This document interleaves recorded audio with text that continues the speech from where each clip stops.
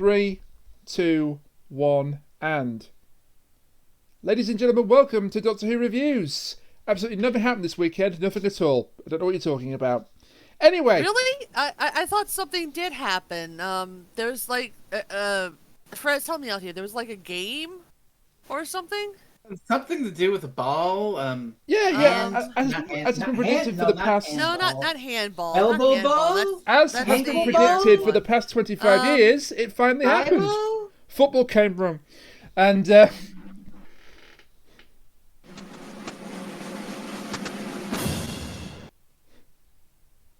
yes.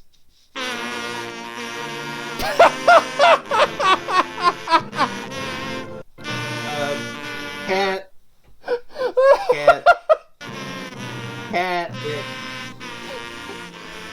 Cat. No, they didn't. What? England didn't. What? England didn't win it. Oh.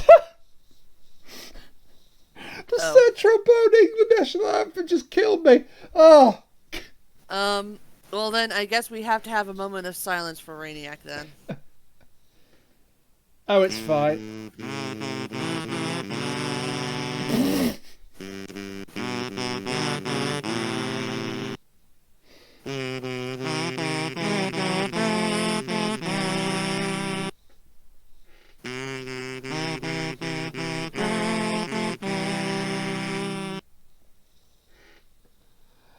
I'm crying, but not because I'm depressed.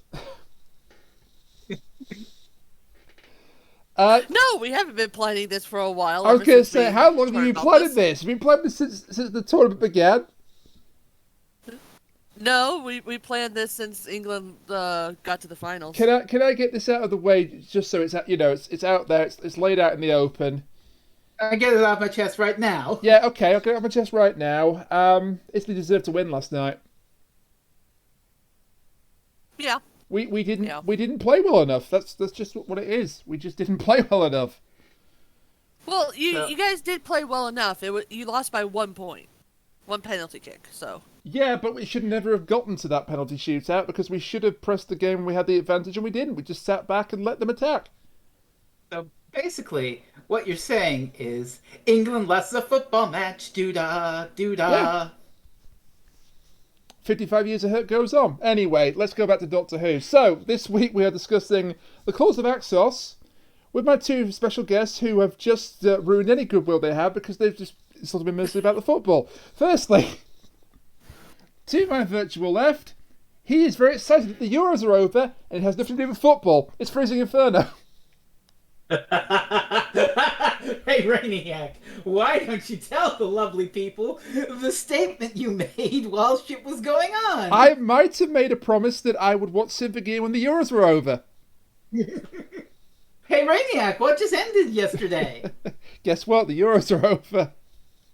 As you said, oh, the Euros are over. Wait, the Euros are over! Everyone, even if you're not religious, please pray for Rainiac because I've actually seen seasons 1 and 2. It will break him. I was basically Lyle Langley in that moment. Oh, no. Also, spoilers for Madoka, but this is the same man who missed Mommy dying in episode 3. You're never gonna let me forget that, are you? Never. Okay. I still have the transcript. Okay. The things you are about to see. And to my virtual right, will she make us cry, make us break down, shatter our illusions of love? Let's find out. It's Cog of Usurper, but we know her best as Cat. God damn it! I think that definitely casts a shattering our illusions of love, yes. Did you like my kazoos, though? I was crying with laughter, so yes.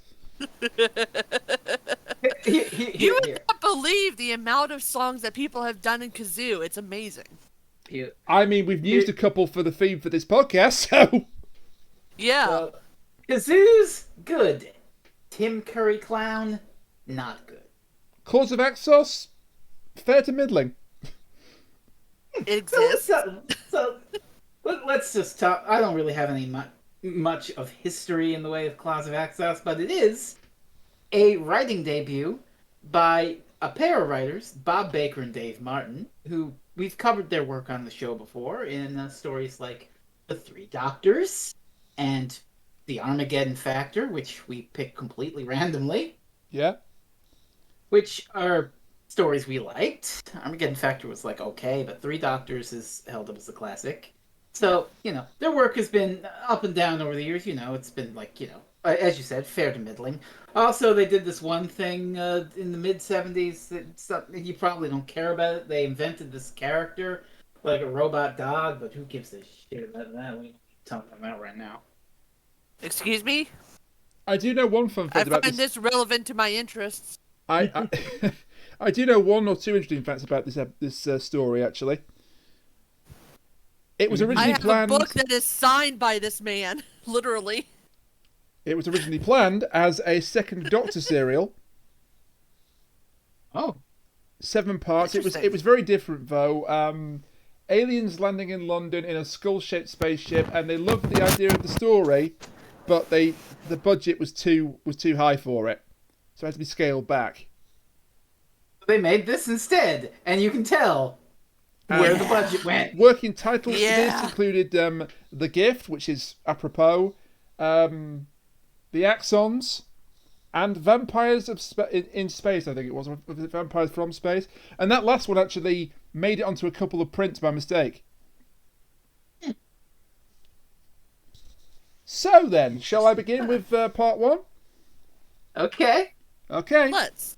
Part 1, it's coming right for us. There's a comet heading directly for Earth. Hey, in the comet, the bitch moved. And I have to just address straight away that the visuals throughout this story are incredible. Well, let's not say incredible. There are some effects later on that are... I mean, I don't mean at incredible best. in that they're good quality. I mean, they have to be seen to be believed. Gonzo is the word. Gonzo is the word I would use, yes. Yeah, it's like, you're free to put up the picture that I linked of my notes, but it starts off with me talking about, Bob, the, Baker, just making a little joke. And then Attack of the Space Manatee. Yeah.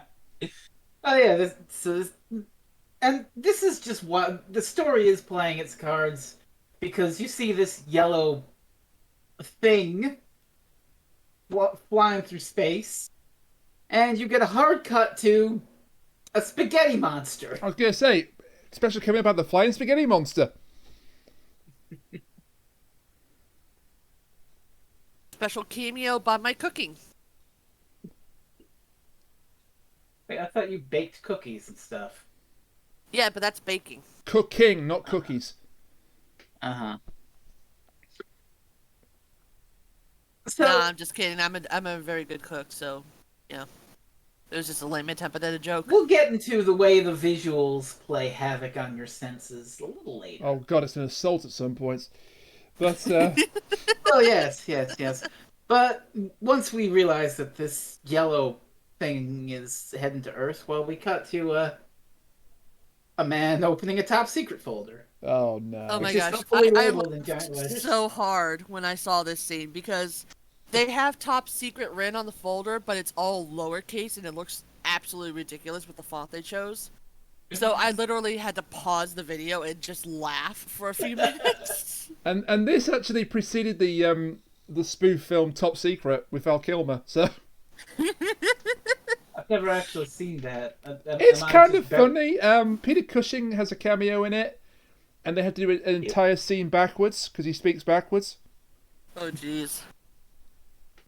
But it's like, those of you who are watching this, you'll be able to see the font and everything on screen. For those of you who are not, imagine, like, if someone wrote an email using Comic Sans. That's how hilarious it is. And terrible. And, well, this guy reading this silly folder is actually, well, a big bureaucratic asshole. Speaking Let's of talk about him terrible, yes, Mr. Chin. This guy. Oof, this guy. He's all pissed off at the Brigadier about the fact of the Doctor and how, they don't know nobody knows where the hell this guy came from because obviously he's a man from space stuck on Earth, and it's like, well, so he's complaining about this shit. And it's like, God damn it, man, who is he? Clearly, obviously, he's not a British subject. But who in the devil is the man? And as he says this, he's moving to the door. And then the door opens, and it's the third Doctor. And he bumps the guy, and it's just like, oh, hello. Oh, excuse me. It's just perfectly timed. Yeah. And we meet another character, because, well, this is a third Doctor Joe Grant story. And Joe Grant has made a new friend, a guest character. And we've done it again because it's a British actor doing a dodgy American accent. It's a Welshman doing a terrible American accent. Oh, not even just a terrible American accent. He's trying to do a Texas accent. Yes, that is different than a Southern accent. Yeah. Yes. Oh, he is awful. And his sideburns give me nightmares. His hair is just the 70s personified, isn't it? I wouldn't mind the Pretty character much. if the accent didn't completely take me out of it. So this is Bill Filer from America. He's a Fed. He's a Fed. And he is here to catch the Master. Da da da da da da. For some reason, like, okay, I'm thinking on it now. It's like, I recognize that. why music. is America getting involved with the Master? Did the Master do something off screen in America as one of his schemes to get them involved? What? It's never explained. I don't get it. But Filer is here to So catch wait, him. hang on. So as far as we know, there is no reason for the USA to be coming after the Master. As far as I know, Not on screen, no. He's on screen. But Filer has been seconded 2 units to capture him. Huh. Interesting choice, but okay. Yeah, because neither of the 2 stories the Master's been in so far have involved the U.S. in any way. He was in the Auton story, and then he was in the Mind of Evil, which I guess in the Mind of Evil there was a peace conference and the U.S. ambassador died due to someone who was under the control of the Master. So that's a stretch, though. That's a stretch. If you're really stretched, you really got to stretch to work it. But because first you have to get past the general disbelief of mind control, and then you have to also get past the disbelief of aliens. So and then you have to get past the fact that the U.S. ambassador was murdered by a Chinese lady who turned into a dragon. Wait, what? What? This actually happened. Well, I know what I'm picking next time when you jump past me. You might wanna. I don't know if you wanna, but no, not really. So, anyways, the Doctor meets Bill Filer, and he's just like, "Well, there's no point in talking about the Master. He's long gone by now. There's no way he'd still be on Earth." And Chin, of course, wants to butt in and says, "Who the hell is that? Tell me everything. I am in charge here." Blah, blah, blah, blah, blah.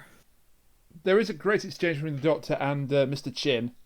Oh, I like this. This sets the tone for the conflict between them. Yeah. So Chin is basically a nationalist.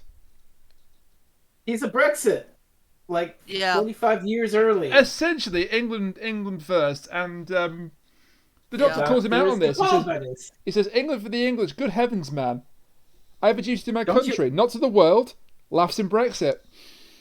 Which will come into play in the story. Yes, it will. Yeah. It's almost like this whole thing wasn't, just overnight. It's like this has been building for 45 years. Strange that. How political. But Doctor Who's never political. Doctor Who political. Yeah, it's never political. Everyone knows that politics did not exist in Doctor Who until Chris Chibnall took over. Of course. And then he fucked it up, because he always fucks everything up. That's just accepted canon. Deal with it. Yeah. Politics were invented in 2017 when Jodie Whittaker was invented. Jodie Whittaker was invented.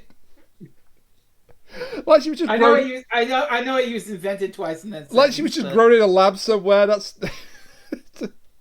This is how I'm taking the piss out of that view. Jodie Whittaker is a robot programmed to ruin Doctor Who. I don't actually believe that. I don't actually believe that. They'll believe it. They will believe it. Not my doctors might actually let you. I recognise that sarcasm does not always come across well here, but that was sarcasm. way, we were being sarcastic. Anyway, UFO incoming. UFO incoming. On the southeast coast. Then we get a baffling fucking show. Oh, this guy. This guy! What is the show even fucking... What is the John Pertwee era's obsession with fucking comedy countrymen? Country yokel bumpkins. Spearhead from Space has one. The Three Doctors has one. And now here's Claws of Axos, and we've just got this fucking... It's even better because this guy gets a name. Fisherman bum, dude. This guy gets a name in the credits. What? He's credited as Pigbin Josh. He doesn't have any lines. Oh, yes, he does. He goes, Ooh ah. And he's played by one of the stuntmen. He is basically just a Somerset farmer. What the fuck are they? What is this?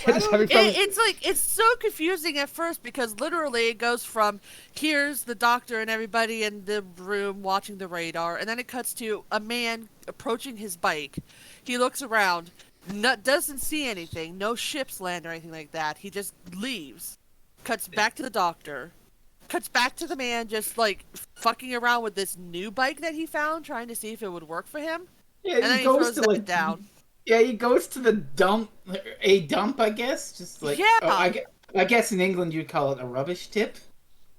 And he like dump, fucks around with, and he's going through the garbage. He picks up a bike and he tries it out, and it doesn't work for him. He just throws it down the back. He's like, fuck. It's a rubbish tip. And then it cuts back to the doctor, and then it cuts back to this dude, and he's just riding down the street. It's like so confusing because you have no idea where this is going. It's not going. It's sort of. It goes somewhere, but I don't know why. Somewhere, but I don't know why. Why? Why this? What? I legitimately don't know. You could cut this out of the story. Again, this guy has no lines except for "rar." And the one thing that happens to him is he gets sucked into the space manatee that has now landed, and they like suck the intelligence out of him or something. They're like analyzing him, saying he has like subpar intelligence, he's, old and all that stuff. And they like kill him. He's deemed valueless. That's his entire thing. He's deemed valueless by the space manatee. We're really jumping ahead, but... We are, but I'm going to get back to that in a minute. So, Yeah, but now that we've talked about him, we don't have to talk about him again. Well, I do want to talk about the one scene we passed over, which is... You mentioned that they didn't show, like, the ship. They do, actually. He's riding along on his bike, and all of a sudden the ship lands in this blinding fireball, and he's like, ah! And he rides his bike right into a river. Yeah, he crashed into a pond. Well, no, I meant that they didn't show it when we first saw him, when he was getting on the bike. Yeah, he starts looking off towards the sky, and I was thinking, oh, they're going to show the ship landing. But between all of this nonsense happening with this bumpkin, Chin's with Unit, and he one of the Unit personnel who's actually in a couple of stories, I believe, the lady, she says that the landing site has been subjected to freak weather patterns, dense fog and snowstorms. Ryan, do you want to bring up the behind the scenes behind this, or shall I? I was not aware there was a behind the scenes, so go ahead. Well, the behind the scenes was they did all their shooting, like the exterior shooting, and the weather went to absolute shit. Like one day it was sunny, one day it snowed and coated the ground white, okay, and then the next day like half the snow melted. So it's like, oh shit, what are we gonna do about the continuity? Freak weather conditions across the entire area. That's clever. Hey, it makes sense. Yeah, that's actually thinking on your feet. I like that. Yeah. Anyway, Chin says let's blow it up with a missile. The Doctor is very disapproving of this, as you expect the Doctor to be, because they're defenseless. They're just gonna bomb the hell out of it. But the missile vanishes in mid-flight. It goes completely off the radar. No, not the missile. The UFO vanishes. Oh, sorry. And they have to. And the missiles are still going. Yeah, so he has to order the missiles to be destroyed. Chin freezes basically at this point. The Doctor's like, the missiles. Hey Chin, the missiles. Hey what goes Chin, up must the come fucking down. missiles. It's like that bit at the beginning. It's like that bit at the beginning of Torn Over the Eyes. Yeah. I've evacuated Shin the doesn't area. need to Where would take the over Emerald... unit because he is a unit. He's an absolute something, but maybe not a unit, but... Well, you got 3 of the letters right. Oh my The god. nit, Oh my god. the Yes, nitwit. he is a see you next Tuesday. And that's as far Oh, as a I'm going. cunt. And that's as far as I'm going. It's Pat said it, so. Yeah, I guess. I'm not afraid to say it. I'm not afraid to say it. I just think see you next Tuesday is funnier. My favorite is sugar honey iced tea, and I got that from Madagascar. That's good. Yeah, seriously. It was in a kids movie. That's very good. Shut the front door. Bye, carbonate of soda. So, Got that at this point, Mr. Chin is an authoritative dick waffle. And a really petty one, too, because he's like, I'm doing the investigation.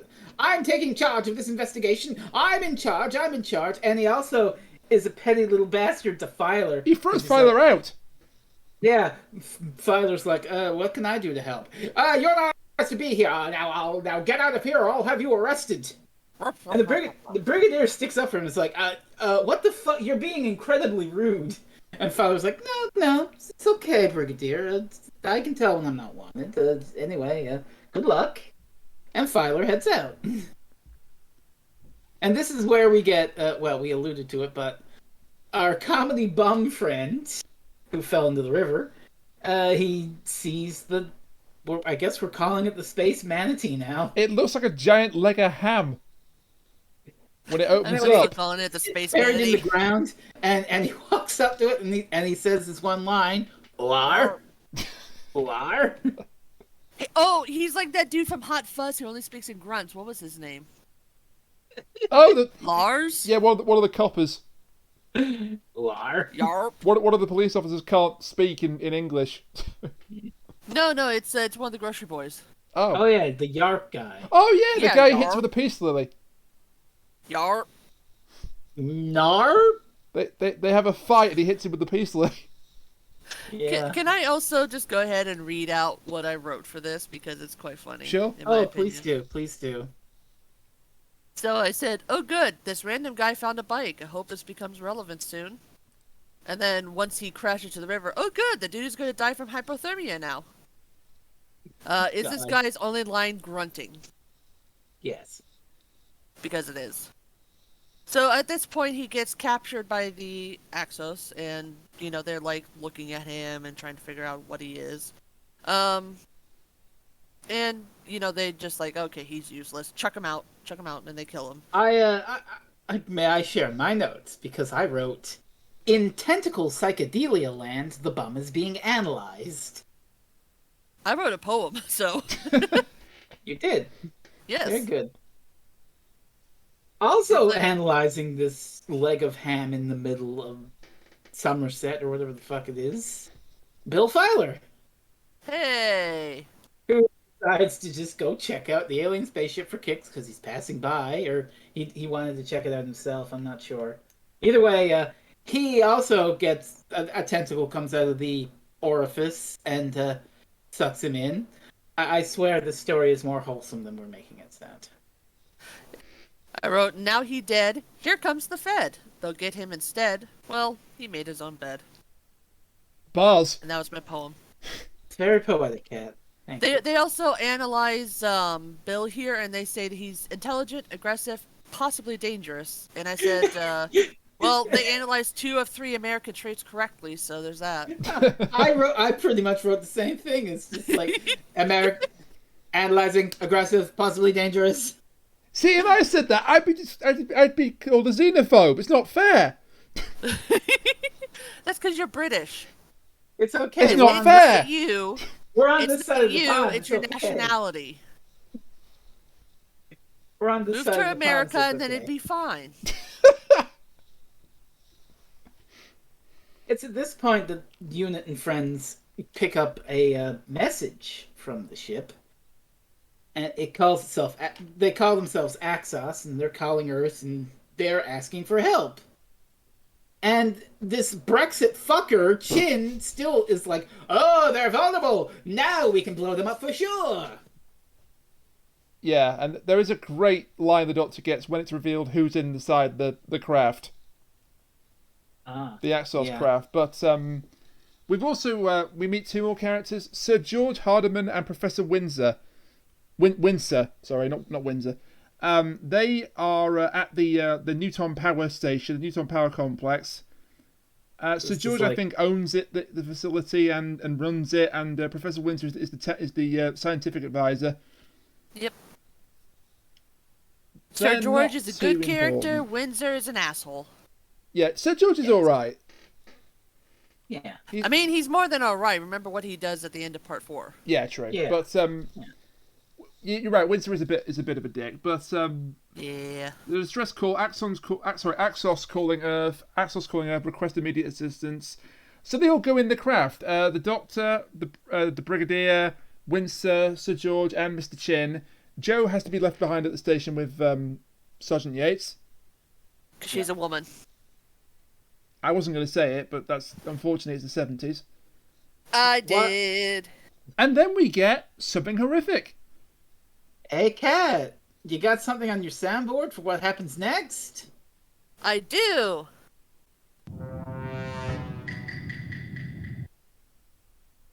Yeah, This body. has been discovered. Except that this body is horrific. It's so horrific. Hi, random bum. It, You were useful, I guess. it's so horrific. They actually had to censor this out a little bit. So, originally, when Benson touches the corpse's face, the face just collapses in on itself. Ugh. And this was deemed too gruesome, and so you can see it obscured partially by a filter. But there's a deleted scene of the Claws of Axos that has the filter removed. Is there? Yeah. Well, You can see known the that whole about- thing, and I'm glad they put the filter in. I'm gonna have to It's fire just, up the Blu-ray and give myself nightmares. It's just too bad that they keep the filter on when the Doctor and the others go inside the ship, because the Doctor suddenly goes all hazy and starts having a headache. Yeah, He's he's subjected to some kind of Psychic thing. psychic energy, and he's in terrible pain with it. So this is starting to get at the main thing that really sticks out with Claws of Axos for me is that just the set design and the for lack of a better word, cinematography are very psychedelic to me. It's just random flashes of images and shit superimposed on each other. It's like a fucking acid trip or some shit. Well, it was the 1970s. It was the Yeah. 1970s. Yeah. So it's Yeah, there is a very good chance that this was indeed fueled by an acid trip, so... I wasn't going to and say there's it. You're right. There's a lot of that in the story, and it's very gonzo. And I appreciate that the most out of the story. Anyway, the Doctor is examined by, again, we'll call it the Axos craft for now. And Yeah. same thing that happened with File. You hear the voice going, superior intelligence, possibly extraterrestrial. And then investigate. And then they release him. And we meet... Yeah, and the cameraman learns how to focus. And the camera knows how to focus. And we meet the occupants of this craft. Oh, Lord. 4 golden humanoids. Oh boy. 4 golden humanoids! Who look a bit like the Heavenly Host angel robots from Voyage of the Damned. But in really tight fucking leotards. Yeah. Skin tight Holy bodysuits. If you couldn't tell this was made in 1971, well, there you go. And now... The budget did not stretch to anything other than that. And people like to say that we're risque nowadays. Like, look at this. This is way more risque. It's in certain risque, but places. I don't hate this design. It's a good Oh, no, I design. don't hate it either. They It's look strange. They interesting. stand out. The way that they just have, like, painted on eyes. That's a bit They're freaky, ba- yes. I mean, it's basically they're just like, okay, let's take a humanoid form so we don't freak these Earthlings out. Yeah. But it's still like kind of uncanny valley It's very unsettling. uncanny valley, Yeah. but there are four And I of will them. say, sorry. No, it's all right. Go ahead. Say, please say. Well, I was just going to say that it looks like they might be wearing some sort of goggles or something that they molded and painted gold, which would help, like, I'm pretty sure that they couldn't see all that well. Oh, So probably. it helps attributes to, like, their really weird, janky movements as well. Yeah. So it just adds to the scene. So while we're meeting the golden boys and girls of Axos, Joe has decided to sneak onto the alien ship. And all the unit soldiers who are guarding the thing don't bat an eye as this random lady just waltzes into an alien craft they're guarding. There are two soldiers in the shot directly when the thing opens up and Joe sneaks into it. They just don't give a shit. They weren't all distracted by the damn see, body. See, it's only a problem if she ever heard this. Otherwise, she's fine. So while Joe is waltzing in, Filer has woken up, and he's all caught within the titular Claws of Axos, so he can't get free. He starts calling for help, and Joe hears him calling for help, but then he sees he's not alone in confinement. He's got a friend. Who's that? Why, it's the master. Oh shit! Yep. Well, shit. And here's a fun fact for you: the writer of the serial didn't like the fact that the master was in it. Huh. They thought the character didn't fit the story. Interesting. I don't agree, but I don't agree. This is pretty good. It varies. I am a sucker for Delgado Master though, so. I also like the role. I like the role Delgado plays in this story. He is so good Mostly in the back half. Mostly in the back half, really. Yeah, I mean he's not the main focus of this story, but he works. So he's here, but meanwhile, let's focus on what the X-House doing. Okay, so the species is called Axos, but the individual creatures are called Axons. we will call the golden humanoids the Axons for the time being. Yeah. Just so you can understand what we're talking about. So the Axons talk through what the Axon man, as he's created in the as he's listed in the credits. The Axon man's the only one that actually speaks to the group, and he claims that they were in trouble. They landed on Earth. They want to stay, and in return, they will offer humanity a gift because they've got organic technology. That the ship was grown from a single cell, from a single cell, and the source of their technology is axonite. Which sounds like a Pokemon. It really does. Yeah, it does. There's a Pokemon called Axu. Yeah, but this is like Axonite, so I'm thinking like a nighttime themed axe. Dragonite. So Axonite. So the Axon boy and girl bring in the Pokemon, and it is almost very Pokeball shaped. they do a demonstration of what this Axonite can do. It's like it's the source of our power, and it can replicate cells. It can replicate energy. As long as the energy exists, it can react with it. So they inject this poor frog. Go, Politoed! They bring this poor frog or toad, and they give it a quote unquote Lasonic injection. Yeah, I've got nothing. And this is the second of two very, very dodgy effects. And the frog grows to enormous size. Look, we can afford a blue screen. Look what we can do. Magic wand, make my frog grow. Something. Can you hear me or whatever it was? What was it? It takes you away. It takes you away. That's the one. With your favorite frog, your Gonzo frog. It's not my favorite frog, but oh, the Solitract. I love. I do love that though. Just how crazy it is. But This frog this is is one less of than. two dodgy, very, very dodgy effects. When the doctor first recovered from the mental scan, the blue screen was very, very uncut. It is like not edited very well, so there Yeah, were a lot of like Listen, fraying around the edges. listen. I can have fun with '70s Doctor Who, but I can say it was shit. Crazy. Yeah, it's like I can kind of excuse this because it's probably like first thing. I'm sorry, but the frog clips through, like the frog goes invisible at some points. Like half the frog's right eye just vanishes. it is a bad And one of its effect. legs vanishes. It's like you guys tried, but maybe next time just do a more practical effect or something. It's a shame because possible. it kind of diminishes the good visual we had at the start of the episode.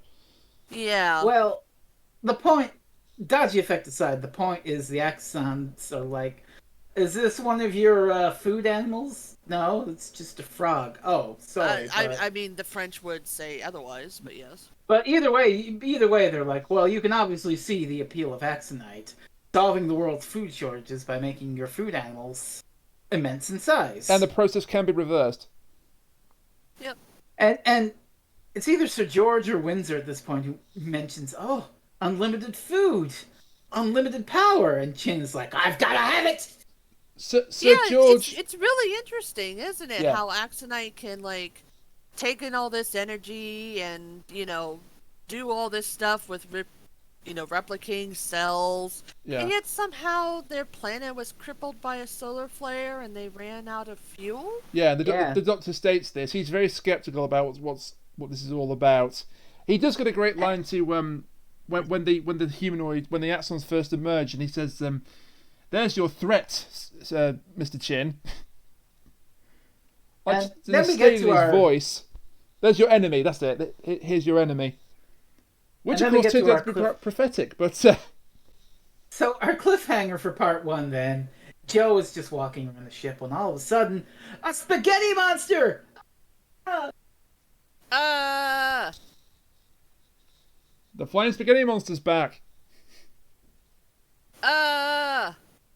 It's, it's a simple cliffhanger. A little muted since, we saw the spaghetti monster at the beginning of part one, so Well, not even technically really a Joe surprise. hasn't, so that Joe actually, Yeah, but hasn't, we have but as the audience. We have, yeah. yeah, it's your standard classic Doctor Who. Oh no, the monster shows up at the end of part one. Ooh, tune in next week.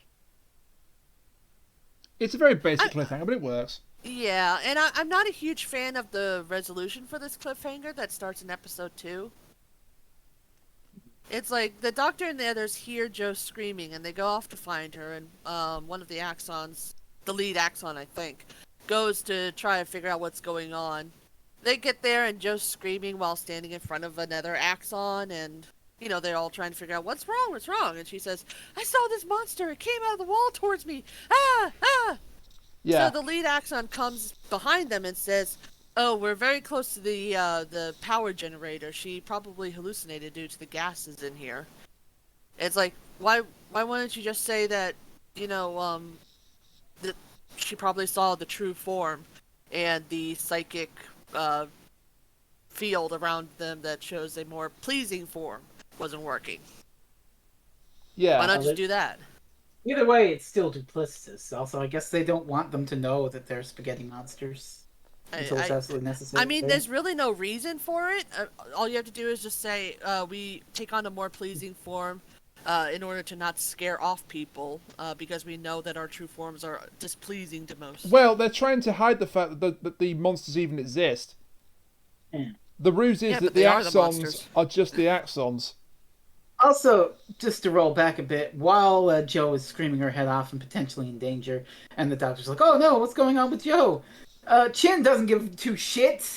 He's just like, "I want that Axonite, and I want to take care of those interfering unit people." Yeah. Don't care how I want it now. Oh. The musical episode of Doctor Who Reviews is back. He's definitely a bad egg. He's Yeah. a bad egg. Yeah, yeah. So He's also nuts because the squirrels are coming for him. So, like you said, the lead Axon says to Joe, "Oh, well, hallucinated. And the doctor is like, yeah, he's right, Joe. I mean, when I came in here, it screwed with my head too, so that's probably what happened. No, doctor, I really saw a spaghetti monster. I know I didn't hallucinate. You know, she's Look, brushed all off. you have to do is just ask my friend Eminem here, and he'll tell you all about his mom's spaghetti. While this is happening, Filer and the Master are plotting to escape. Filer, being the good American that he is, immediately pulls out a pistol and starts shooting. Of course. Yeah, the Master instructs him to shoot a ganglion on the wall. He says, if you shoot that, you'll disorientate this thing, and we can both escape. And the Master does slip up a little bit here, because he escaped. I literally wrote that in my notes, too, as soon as the Master left. He refers to Axos. But Axos is not the planet Axos. He's talking about the ship. Yeah. And you can probably guess what he means by this, but the actual revelation isn't made official until later. But yeah, something's not right about this whole setup with the Axon pilots inside the Axos, the craft from Axos. Something's going on here. Something's a bit fishy. But while that's happening, well, they are inside a space manatee, so. While that's happening, my jokes will not be ignored, damn it. No. I'm not ignoring you. I'm just ignoring you. Ignoring me. Damn space manatee. Right. Mr. Chin has left the ship at this point. He speaks to his superior, the minister, because we didn't say it. He's from the Ministry of Defence. He's a interfering bureaucrat from the Ministry of Defence. Mm-hmm. And he says, well, we've got to have this thing. It's absolutely fantastic, but Britain must have it, and or actually England must have it alone. And he says, what about this? Can I have these special powers that you've given me in case of emergency? He said they've all been granted to you, so that's going to be to bad times later on. Meanwhile, the Doctor is back in the craft with Sir George and Windsor. He's prepared to work with them. We should also mention with Chin that the minister is basically like, if you fuck it up, if you fuck this up, Chin, you're the one who's gonna get in trouble. Yeah, it's your head on the chopping block. Which is a line that will come back later. It's a damn shame the axe didn't fall, but well, as you were saying, the Doctor's prepared to work with both Sir George and Windsor because. Yeah, all right. It was Sir George that said, a limited food supply, but he was doing it for good reasons. Yeah. Windsor's motives are not really expanded upon. I think it's both good reasons and also he wants the glory of the discovery. I don't think Sir George is a villain, though. He definitely wants to take time to. No, he's not a villain, but he definitely wants to take time to actually study it and learn it. Just without destroying everything around him. So he's good, but he's also selfish. Windsor, insists that he lead the investigation. The Doctor allows that to happen, so he's a bit of a dick. Yeah. Not to the level of Mr. Chin, but he's a bit of a dick. He's very much one of those possessive scientists who's like, this is my research, mine. You can't have it. So, the Doctor has some pretty good lines here. I've got Hardiman mentions that there's tremendous advantage for humanity with the Axonite. And the Doctor's line, I pulled up the transcript again, yes, tremendous material advantages, but I doubt if even Axonite will increase the growth of human common sense. Wow. So, holy shit. But Doctor Who's not political. I mean, he's not wrong. He's not wrong. He's not wrong. And he basically said, his basic suggestion here is, well, since we don't really know much about this alien power source, we should probably restrict its use to the laboratory until we analyze it and stuff. And he basically gives Windsor a cookie here and says, well, you can lead the investigation, of course. Yeah. I would never impede upon your investigation. I get the impression that had he not said that, Windsor would have just taken charge anyway, so... Yeah. Yeah. So, And well, we cut then because this story cuts quite quick. We cut to the end of Chin's phone call, and he basically gets his special powers. And as soon as he hangs up the phone, he's like, "Oh, you're fucked now, Brigadier." Yes. Dun, dun, dun. So he makes a deal with the lead Axon. He tries to be a fucker about it and just like, right, and well, let's make Axonite exclusive to England. And the Axon's like, no, Axonite is for the entire world. Yeah. Yeah. At this point, it's one of those things where you feel that they're up to no good just because of everything that's been going on, but also they seem to be on the up and up, so it's hard to tell exactly what's going on. And then I think that might be why they added the Master, to give everybody the idea that, oh, it's the Master who's evil, and they're trying to stop him. Yeah. Just sort of like a subversion or diversion. Anyway, the Axons give Mr. Chin a sample of the Axonite. And as he walks away, something horrific happens. Oh boy! Yeah. Speaking of scenes that were too gruesome for TV, and this one actually made it into the broadcast. One of the Axons, the Axon woman to be precise, is reabsorbed into the craft. Your face fucking melts. Yep. Holy shit! I think they did they put a filter on this? I can't remember, but No, they Hi, didn't. Nightmares. It was nice seeing you again. It's basically just you know it's basically just imagine like a hollow rubber dummy, and they just stick a vacuum in there and just suck her face in. Yep, and it's Have horrible. you ever seen Alien Resurrection? Yeah. Yes. Yeah. Where I know where this is going. Oh god. I don't need to say anymore. No, So you I don't know need to exactly put where up you're a going spoiler with that. tag. We don't need need to put do up the a spoiler post tab, tag. but I know exactly what you mean, and thanks, Yeah. I hate it. Yep. Spoiler tag. Ripley totally made that shot. Wait, no, wrong. I Spoiler tag. Ron Perlman shoots a spider. the thing about that is I love the thing about that is that she makes the perfect shot first time, and Ron Perlman is so happy he nearly messes up the take. Fuck. They just about do enough editing to keep it in, but he was almost in a lot of Just to move trouble. along some of the disparate plot, the Master and Bill are attempting to escape. They're caught. and Psych! It was a double cross all along. Well, it's not a double cross. They're actually like captured. No. But- The Master claims that he was giving them back to him, and Bill Filer is taken away for what they call replication. Yeah, I didn't see this as him double crossing Bill. I thought he was genuinely trying to get out of there. I don't know. He was. just got He, beat. he He was was, but genuinely once trying he to get actually out showed of there. up, he's like, "I'm your friend. This guy was trying to escape, but I brought him back to you." Okay, he tries to throw him under the bus. All right. Yeah. that's fine. Yeah, that's So he's that's taking how away it works. replication, and then Yes. I've got to talk about this scene. Good God! Okay, good. Okay, you go ahead. So Chin is walking around with the Axonite. The brig and his troops intercept him, and they lead him back to the HQ. Yeah, the unit HQ. Which, by the way, which in real life was a BBC van with the decals removed. you're skipping over an amazing fucking bit here. Where they're in the Axos ship, and Chin walks out with his little Pokeball. It's like, "It's all done, Brigadier. England has the exclusive rights to Axonite."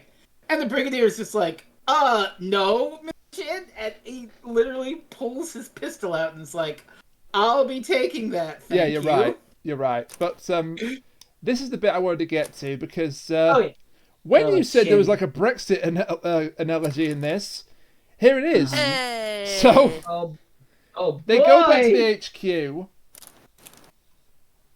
and Mr. Chin seems strangely unconcerned about the situation, and they open the door, and there are soldiers here, but they're not unit soldiers.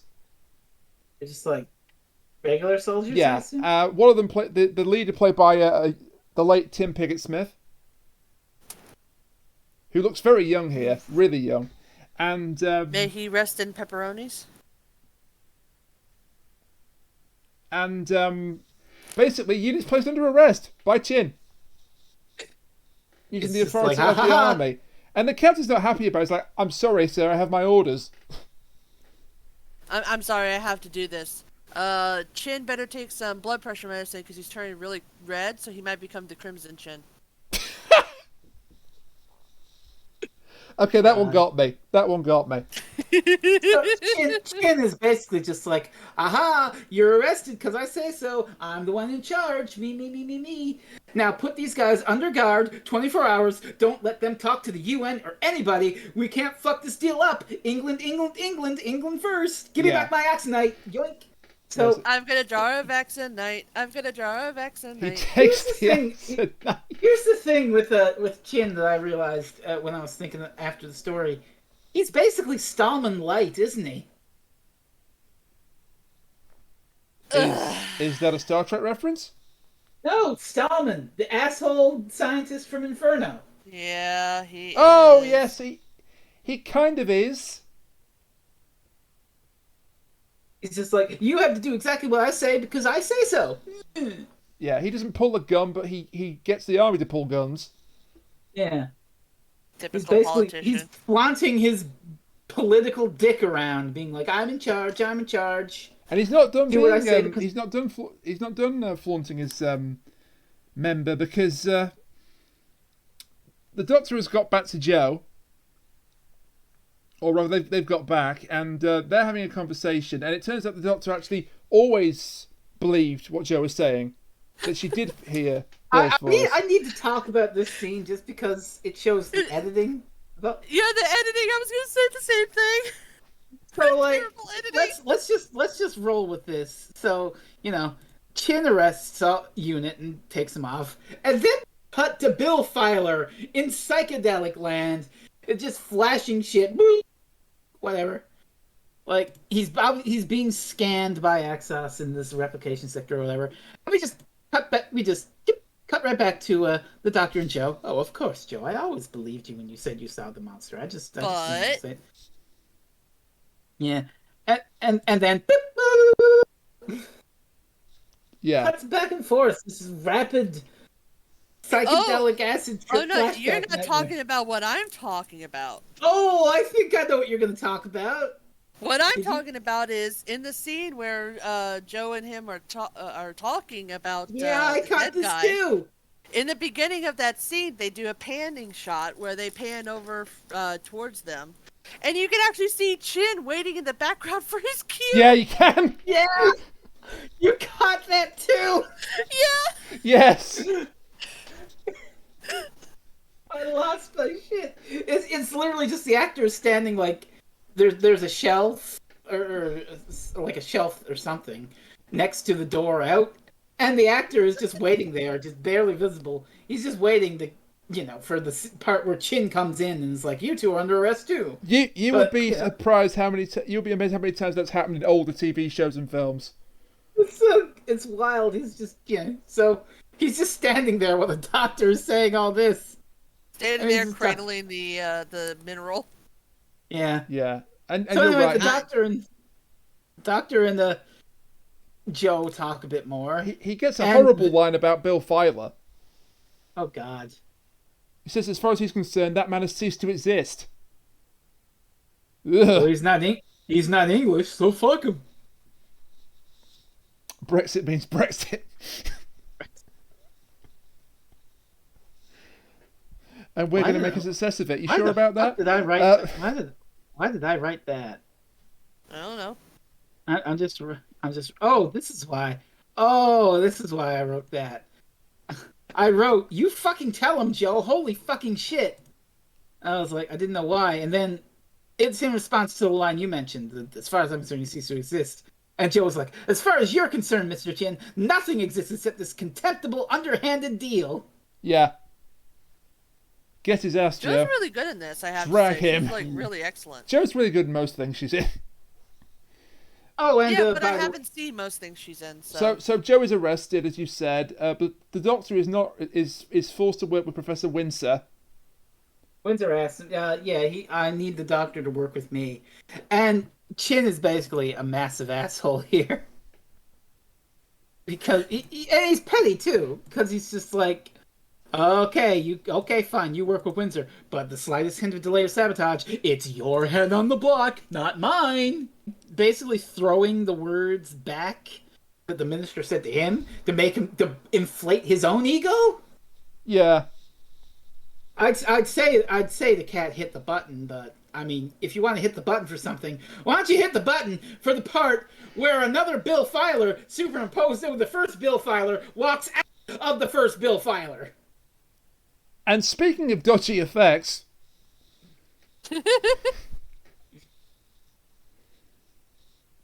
so he's been cloned.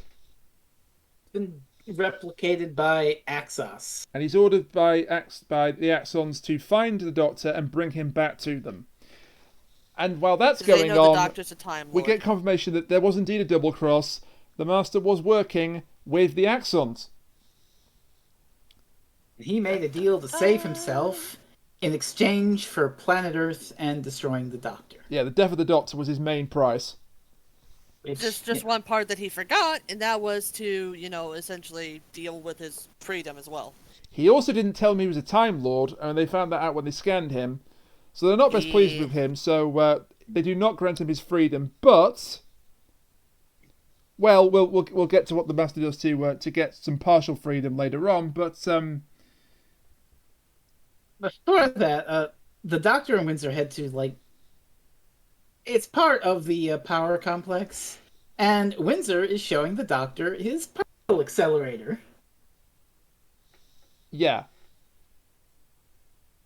And apparently Windsor wants to experiment with time travel, accelerating molecules faster than the speed of light. Wow, time travel, how interesting. Never time heard travel. That before. And the Doctor's like, oh, you want to know what time travel? We should get my TARDIS down here.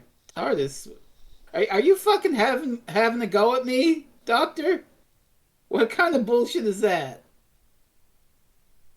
And then the Doctor wants to put the Axonite in the particle accelerator to analyze it. And Windsor's like, nope, not happening, not risking millions of pounds of equipment of my particle accelerator for that shit. He way. wants to do it the old-fashioned way with a spectroscope, and the Doctor says, spectroscope, good God, man, you might as well use a magnifying glass. And Windsor's like, you talking shit? Talking shit about my equipment? Saying I'm not a good scientist? You want to fight me? The Doctor is also trying to use the power station to get his TARDIS working again. Which is the thing, which, keep in mind, yeah, he is exiled to Earth at this point in the show. He did it in, I hate to say it, but Inferno. If he has a chance to power the TARDIS back up, he'll take it. So, the Master then sort of makes another deal with Axos. He's not getting his TARDIS back, as he's trying to do from Axos. Because they're like, yeah, no, you don't need a TARDIS to deal with your plan. Nice try. Nice try. Well, at least give me my laser gun. Not his, tissue shrinking gun. No, it's a laser weapon. Yes, for the actual laser gun, which they're like, okay, fine. And then they let him at Axos. And this is a wild stunt. There's just one unit guy on guard. He doesn't hear the Axos ship opening up. Or the Master Metal Gear Solid stuff. They just can't see him. And he gets laser Yeah. The Master just laser shoots. I gotta give this stuntman credit, because holy shit, he does a goddamn flip. This guy's gonna do a flip. I also don't know if we've actually mentioned this, but the Axons actually want the Axonite to be distributed all across the entire world. We did mention that. So that's what. Well, if you would let me finish, that's why they make the deal with the Masters. Like he's saying that he can get the distribution to go all over the world, and they're like, okay, we'll give you your laser gun. And yes, you're right. You're right. So, as the Master has escaped Axos, he escaped and shot a guy and made him do a. But how does he escape? That's the great thing. Yeah. The original Bill Filer has also broken free, and just as the Axos aperture is closing, he just does a action leap right out. He's like, ah! Yeah.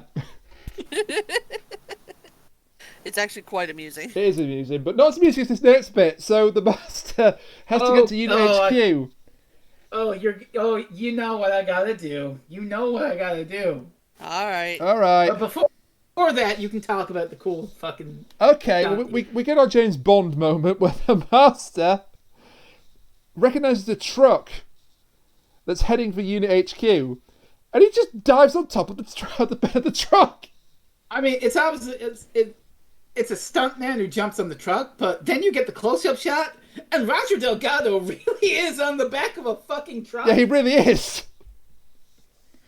Credit to him for that.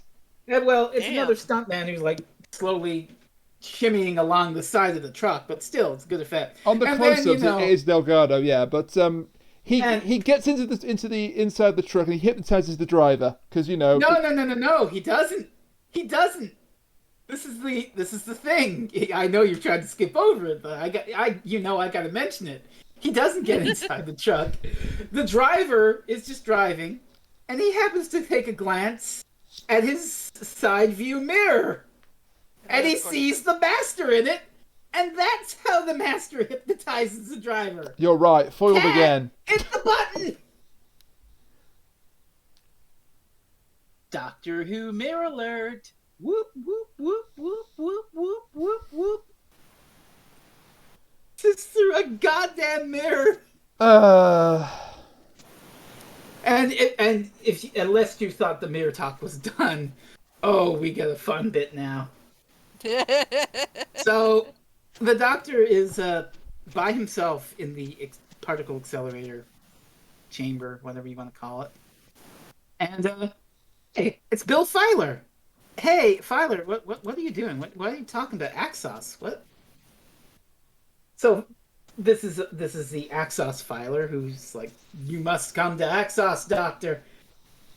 And this guy's resilient. Not even fucking Venusian Aikido keeps him down. No, that doesn't stop him. The real Filer then turns up to fight off his duplicate. So, bullets can't stop it. On the one hand, Doctor Who mirror alert. There's literally two Bill Filers fighting each other. But on the other hand, there's two Bill Filers fighting each other in an action scene. Kat, I think you have the perfect clip on your soundboard for this moment.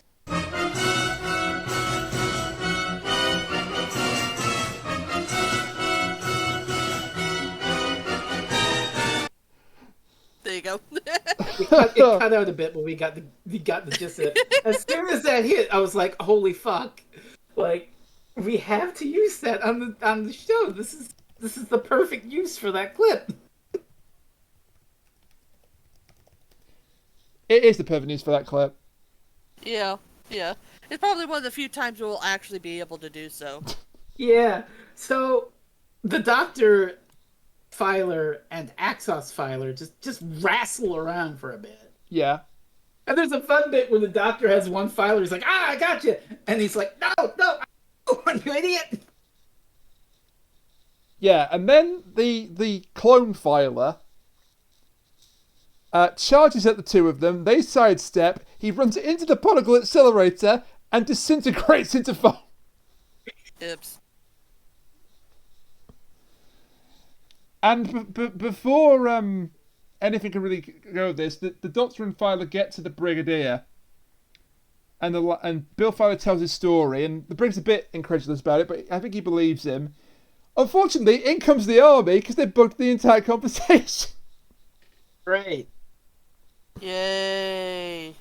Meanwhile, the Master is going to work with his own plan, where he's there in Unit HQ with the truck driver he brainwashed, and he's instructing the guy, go get some help and bring the Doctor's TARDIS here to the power complex.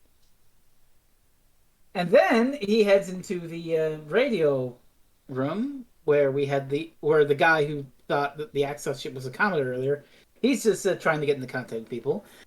And so then he brainwashes this guy, and he's like, all you're going to do is send a message for me. A very simple message. Which we find out. Does he actually brainwash the guy, or does he just, like, come in and the dude's like, who are you? He says, no time, gotta send a message. I'm pretty sure, given it's the Master. I think he starts talking slow, which is the sign of hypnotism. Okay. You know, if you hear the Master's theme, you know that there's some hypnotic But bullshit either way, he gets him to send a message to the Okay. United Nations. We don't find out what the message is till later on, because the Doctor is now confined to the laboratory. Which he could still fuck around because he's like, okay, so Axos Filer just melted into foam when he went into the particle accelerator. So he basically gets on like a tape recorder, something like that. He's just like, "Hi Windsor, I'm sticking the Axonite in the particle accelerator anyway. I'm just leaving this message in case shit goes south. So sorry, oopsie doopsie." And he does it, and Axos has a fucking psycho-reactive freakout. Yeah. A mental breakdown, essentially. The inside voice says that the nutrition cycle has started early. We see the axons are just freaking out. Shit is being superimposed, flashing lights. Holy fuck, we gotta stop this. And stop it, they kind of do. Sort of. Mean what? The Filer overpowers their soldier guards. Filer does a Duggan. Yeah, he kind of does. And he and Joe are sent to get the Doctor by the brig. So they arrive in the lab.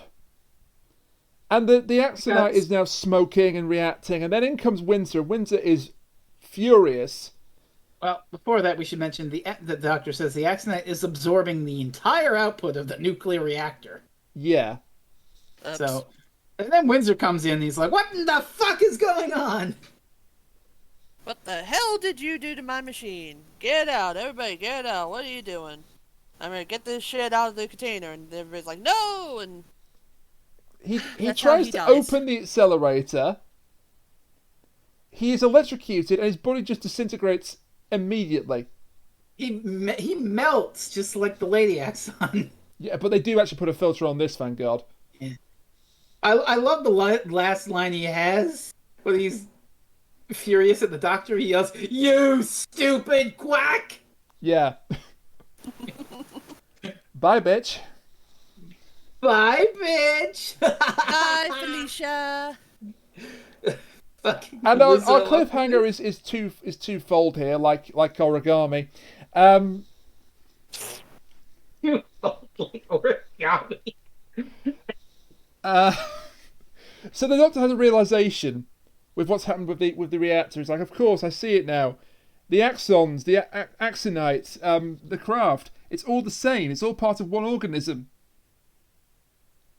It's all made of the same material. One. And Which is then clever the lab... considering the... Sorry, go on.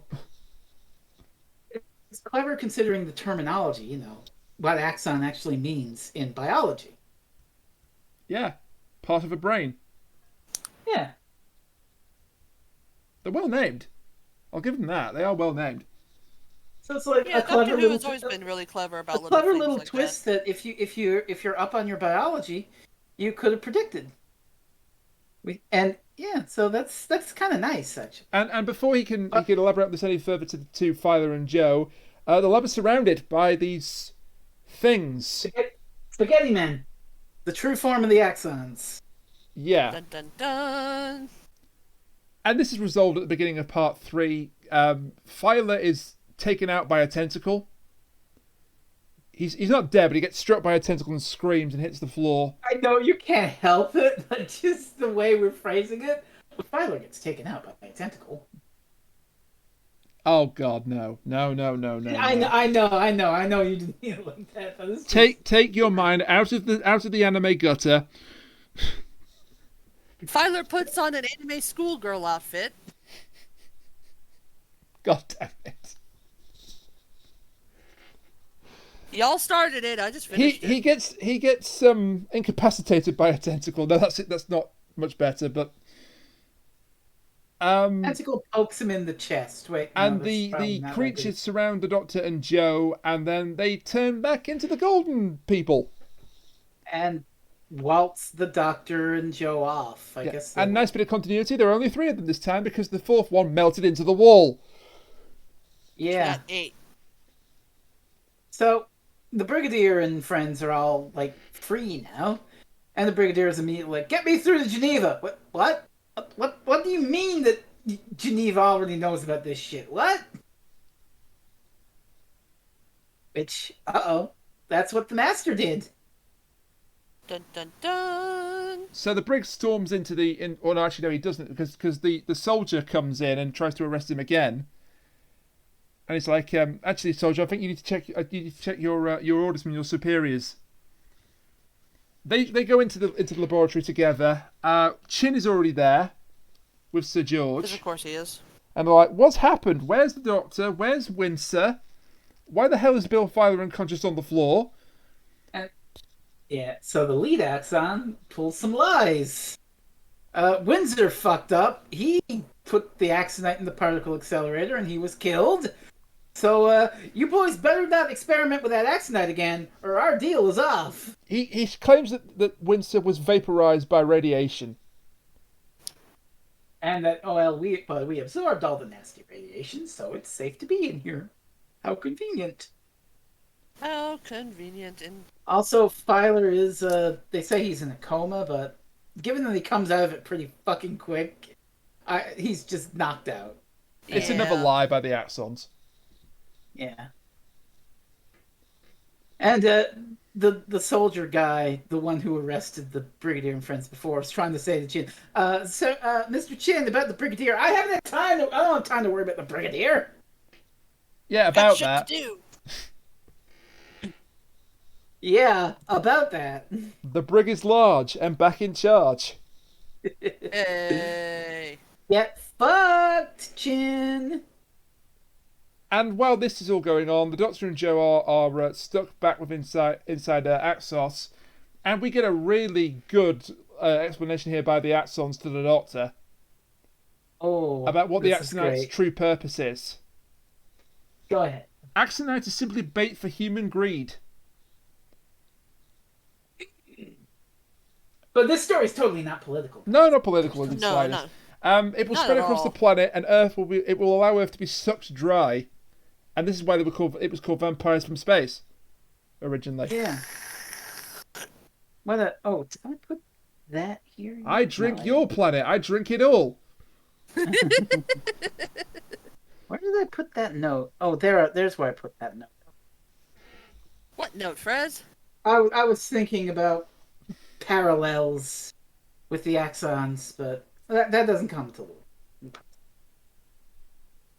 What does come now, however, is that we get a mention of the Axos nutrition cycle, and it must be activated within 72 hours of them landing on the planet. It's not explained exactly why this is. Yeah, and the Doctor muses, Mr. Chin, he in a way he did the right thing for the wrong reason, of course.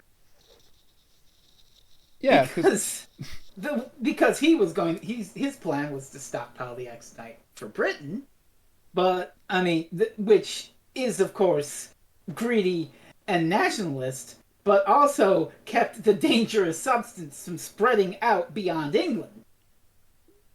Yeah, and in the very next scene, Jim messes it up.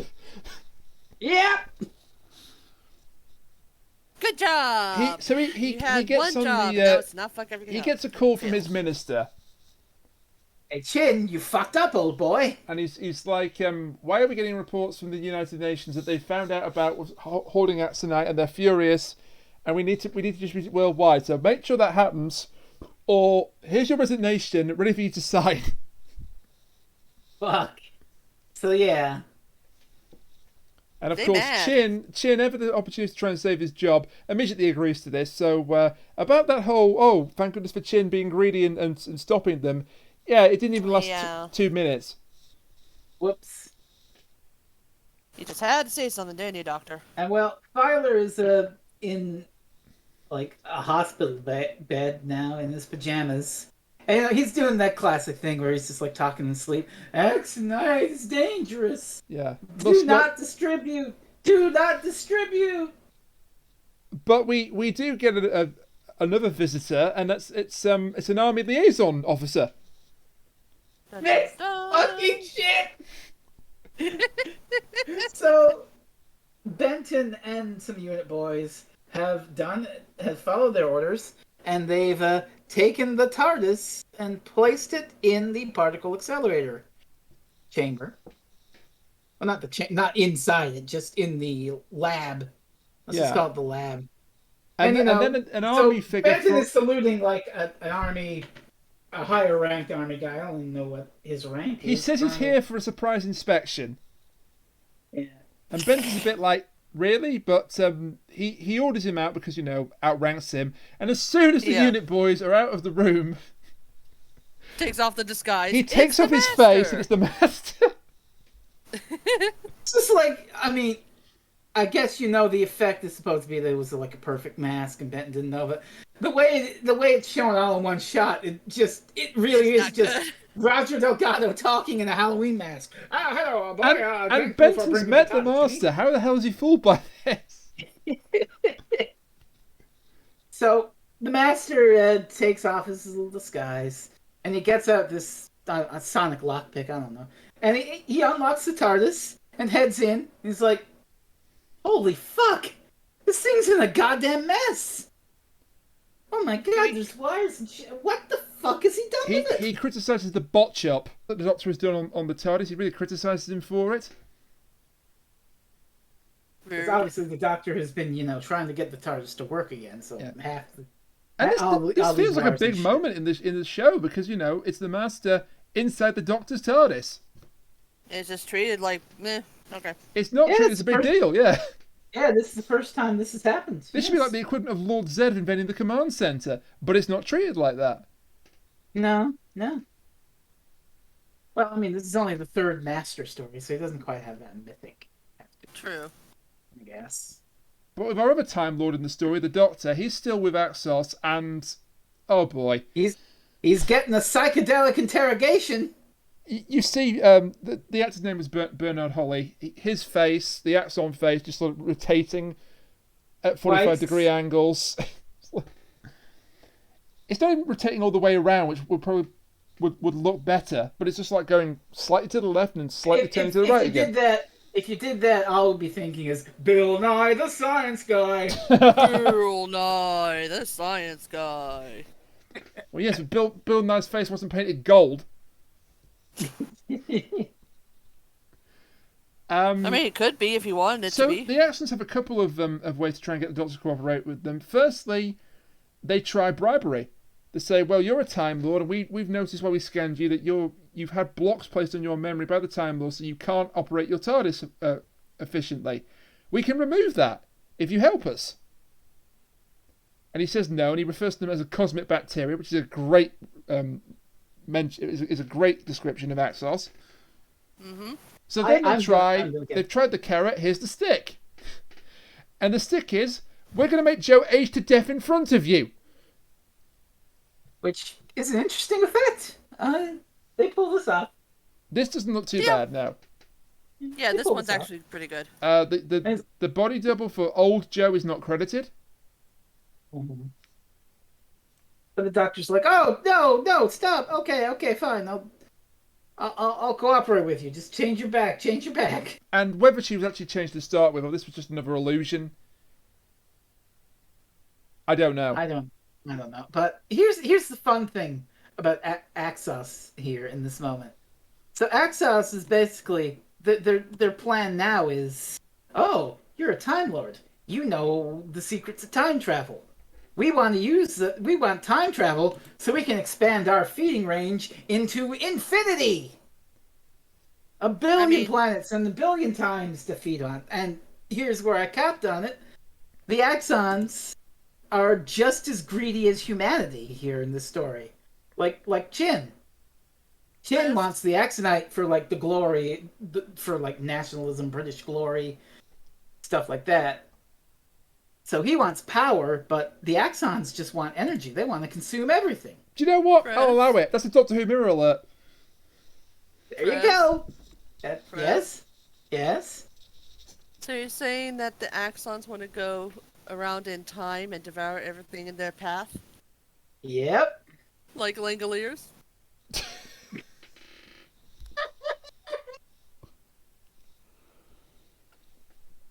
I think I broke them. I don't know. That does not compute.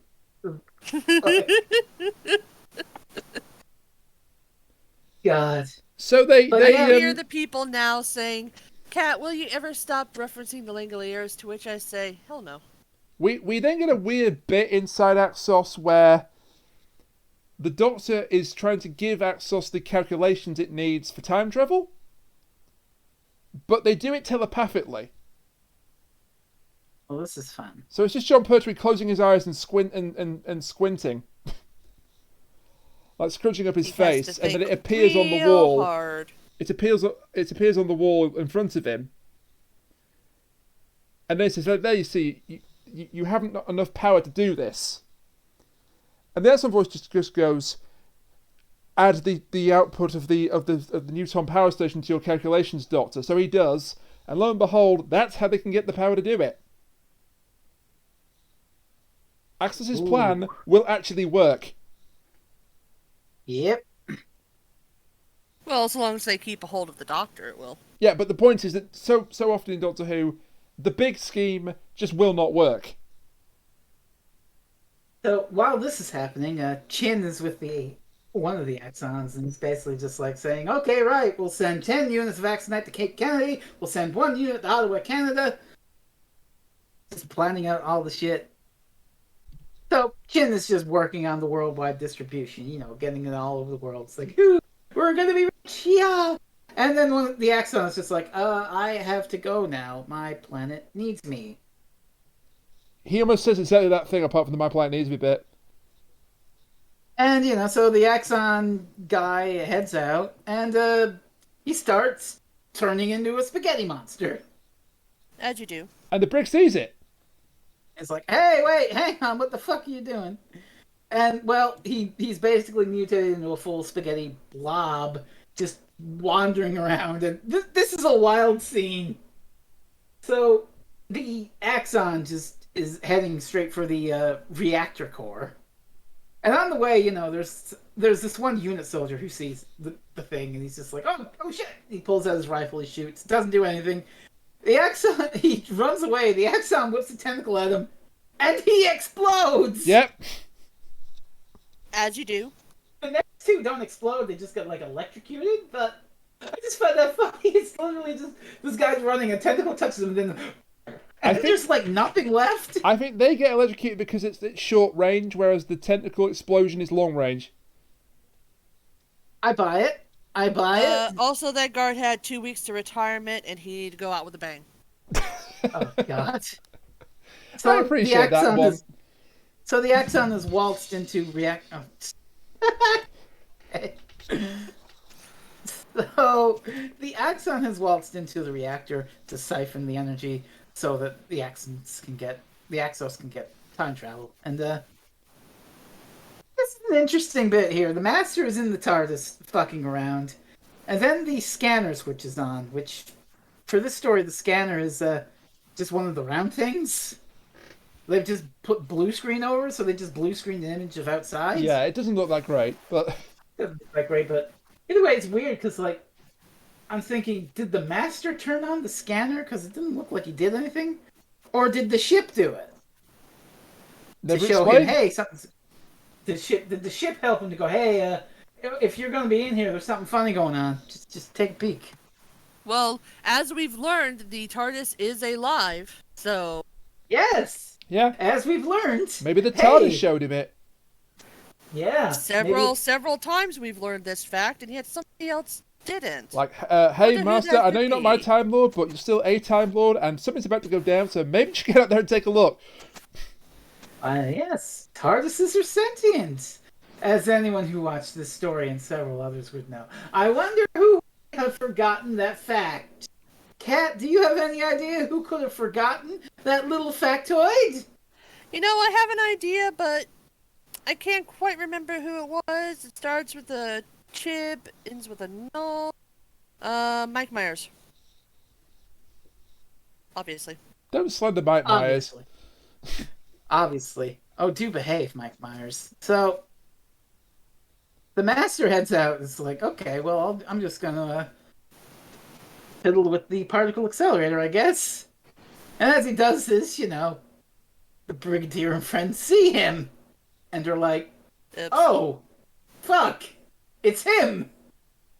Yeah, the brig is talking with Sir George, and then somebody exits the TARDIS, and the brig immediately recognises who it is. So Sir George is kept behind in safety, while Benton and Yates get some more troops, and they surround the Master as he's doing something to the accelerator, the particle accelerator. I think he's trying to take a component from it. So they got the Master caught. He's handcuffed, but then he's like, you've got a bit of a situation going here, Brigadier. I'll tell you what, I'll help you in exchange for my freedom. Yeah, my unconditional freedom. At first, the Brigadier's like, oh, fuck no. But Sir George is like, oh, Brigadier, this is really a desperate situation. We need all the help we can get, to be honest. And so, the Brigadier reluctantly agrees, and the Master gets to work. And his plan is to hook the particle accelerator to the TARDIS and give the Axons a massive power surge to just give them the whole of what they're trying to absorb in one go. Yeah, they're doing it gradually. One single blast will destroy him, will kill it. Mm-hmm. And he gets an amazing line here, Roger Delgado.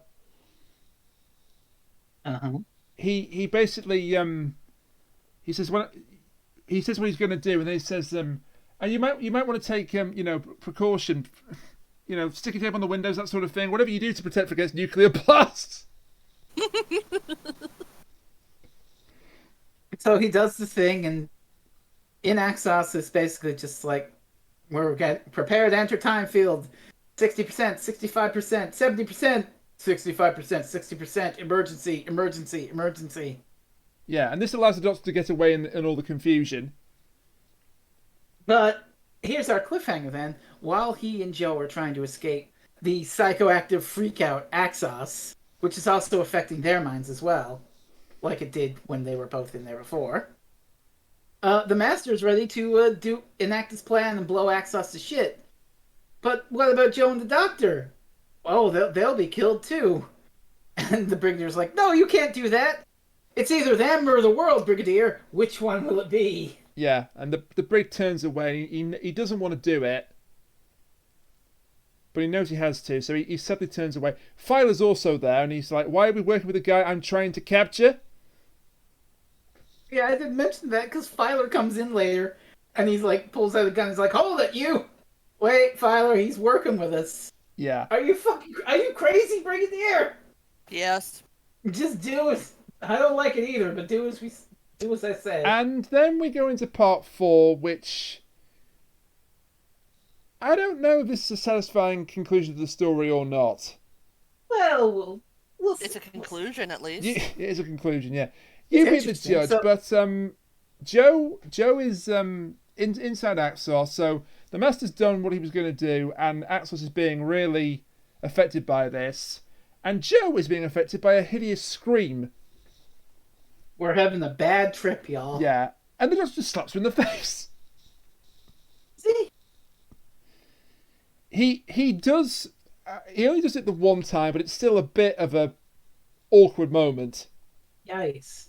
Like I like what he does better on the other part better, where it's clever actually. The SpongeBob gif. I mean for everything. Yeah, once he's hit in the face. And we saw something like this in The Mind Robber. To distract her brain and stop Axos from getting hold of it, he has her do sums. Yeah, they use math. So like 7 3s are 21, 4 3s are 12, -5 is 7, etc., etc. Yeah. So it's not, the plan isn't really working. Axos isn't getting fucked up. So as a last ditch effort, it's Sir George who's going to do shit to disconnect the accelerator. Sir George. God. So the Axos has reversed the power into the light accelerator in an attempt to destroy it. Yeah. And the building and the reactor with it. So Sir George takes charge. He says, right, get everyone out of here. We need to have a full evacuation. But what about you? I'm going to stay behind and I'm going to disconnect the cables from the accelerator. And the Brig says, what do you need me to do? No, Brigadier, I've got this. God damn. So it wasn't his fault, but he's taking responsibility because it's his reactor. That's very noble. That's a good man. That's very noble. Which also contrasts very well with Mr. Chin. Yeah. Contrast? I think you mean something else. And this is what I mean. No. They don't mirror. They're opposite. No, they're opposites. Contrast is the right term. Don't patronize me. So I did that just to do that. Oh. But Poor Sir George. it's all in vain because he's electrocuted. This fucking stunt, though. He just flies. He just flies out of the accelerator and tips over the railing and falls to his death. He almost succeeds in disconnecting the accelerator. Yeah, it's a sad death, but holy fuck, that stunt. It's metal as hell. Yeah. Just damn.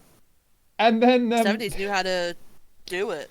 the brigger's witnessed all this, so it's like, oh no, Sir George is dead. So he comes back in with the master and some troops, and the master's like, well, that's a shame. Well, I've done my part.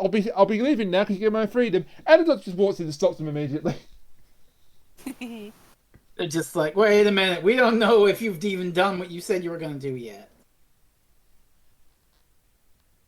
So a plan is hatched. They the master is not here because I think the implication is he's under guard somewhere because Filer's taken him under arrest. And you've got who is it? Because Sir George is gone, so it's Joe the Doctor, Filer, the Brigadier. I think Benton and Yates, and they're sent out. Yeah. Is Mr. Chin here at this point? No, that's later on. That's later on. That's right. Yeah, that's later on. So they concoct a plan, and the plan is not a good plan because the plan involves trusting the master. Joe's like, you realize he's going to kill you the first chance he gets. And the doctor's like, oh, well, I can handle him. And he pulls out the master's laser. Yeah, he says, I'll have him under control with this. So, man who never would. Yeah. Then Mr. Chin turns up again. Mr. Chin he's got a goddamn chicken drumstick, and he's just like, oh, Brigadier, oh, what is your incompetent ass up to? Yeah, and and after all this happened, the Brigadier's just like, oh, so what have you been doing in the canteen? I've been doing your job, actually. I've been distributing axonite all over the world. And of course, everybody's like, oh. He wants to contact his ministry, but he says, look, Sir George is dead. So just stop, okay? There's another great line where Chin's just like, I've been trying to fix the situation. You realize that Britain's going to get the blame for all this? And the brig just goes, Britain or you, Mr. Chin? Great line. And that's where the contrast between Sir George and Chin comes in, because Sir George was like, I have a duty to save everybody here. And Chin's like, oh, I'm more concerned about my own head. Ooh, I've got to be the one. I don't want to get in trouble. Since this is the last major scene with Mr. Chin in it, I'll just go ahead and talk about him now. So, to my mind, he is basically this story's attempt to parody, like, faceless bureaucrats. Which the Pertwee era was real good at. Civil servants. Yeah. Pen pushers, people like that. Mm-hmm. And they really don't hold back in making this character completely odious. Oh, he sucks. He might look like Colonel really Sanders, does. but that's about where the similarities end. Well, no, actually, apparently Colonel Sanders was a real scumbucket, too. He finger-licking sucks. There's a story, though I cannot prove its truthfulness, where someone's mother worked at a KFC. The colonel came in, took his hand, took a big scoop out of the potatoes, and then dipped it in the gravy, licked it off, and then immediately copped a feel. Oh. Fuck. Now, again, I cannot prove the truthfulness of that statement, but if it is even somewhat true or somewhat rooted in fact, then, you know. I hope to God that's an apocryphal story, because that's disgusting. Yeah. Yikes. So, talking about fictional bad people in 70s Doctor Who, I basically headcanon that after this entire incident, Chin was forced to resign. Because he doesn't get any comeuppance on screen, and I want that to happen. He gets no comeuppance, but there was a scene cut from the script where the brig imagines him being executed by firing squad. Oh, jeez. That's a bit dark. Or being shot in the back of the head, but Jesus Christ! yeah, you can see why it was cut. Yeah, just a bit. And it's not in the deleted scenes, thank goodness, because that's a bit much. Mm. Unlike Hey, a certain kiddies, you guys execution ready of a for some certain Doctor real Who? life person that was filmed for Spyfall Part 2. Oh, God. Oh, God. Yeah. Why? Why was that filmed? And once again, we're bashing Christian. Thank God it didn't actually make it to TV, but why was that even filmed? I digress. But, so, you know how we say that the Seventh Doctor is the Master Manipulator? Oh, this is, yeah. We kind of get echoes of him here. Yeah. Oh, yeah. So, Filer finds this entire situation, to quote a phrase, sus. He literally say suspicious, so, yeah, it's apropos. Yeah.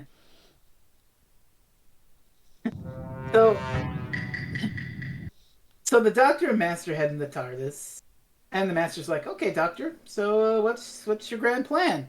"I don't have a grand plan, but if you fix the TARDIS, we can both get the fuck out of here." And the Master's just like, "Wait, what? Really? You? That's not like you. You're really prepared to abandon planet Earth to Axos? Yeah. And get away? Yeah." He calls it a dying planet. This is really cold. This is very unlike Doctor Who. And also, he's roped the Master in. It's just like, well, why should I help you? Well, because don't, I'll turn you over to Unit, and then you'll die too. Well, but then you won't escape. Exactly. Either we escape together or we die together. And this actually convinces the Master to help.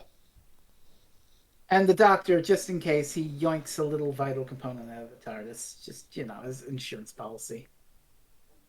So he takes something out of the particle accelerator. Yeah. And Unit actually catch him. And they're like, "What are you doing?" He says, "I'm leaving." And he gets a really cold dismissal of everyone. He's like, "Farewell, Brigadier. Farewell, Mr. Chin. Goodbye, Joe. I shall miss you." You're skipping over some fun stuff here. Like a thrilling action set piece. Yeah. With jeeps. All right. And spaghetti men. This action set piece is amazing. So, the nutrition cycle starts. And the the Space Manatee. Yeah. The Space Manatee starts to grow in size. And Yates and Benton see this and they're told to pull out by the brig. Oh, the huge manatee.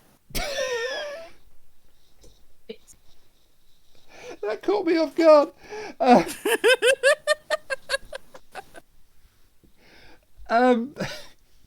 So they're told to pull out. They drive back to the complex. They keep getting intercepted by Axonoid creatures. They run two of them over. Yates is like wrestling with one in the back of the Jeep. Yeah, Benton's driving. And one is on the dash of the car. Two of them jump onto the Jeep, yeah, and then Yates just decides to blow up the Jeep with a grenade. And, As you do.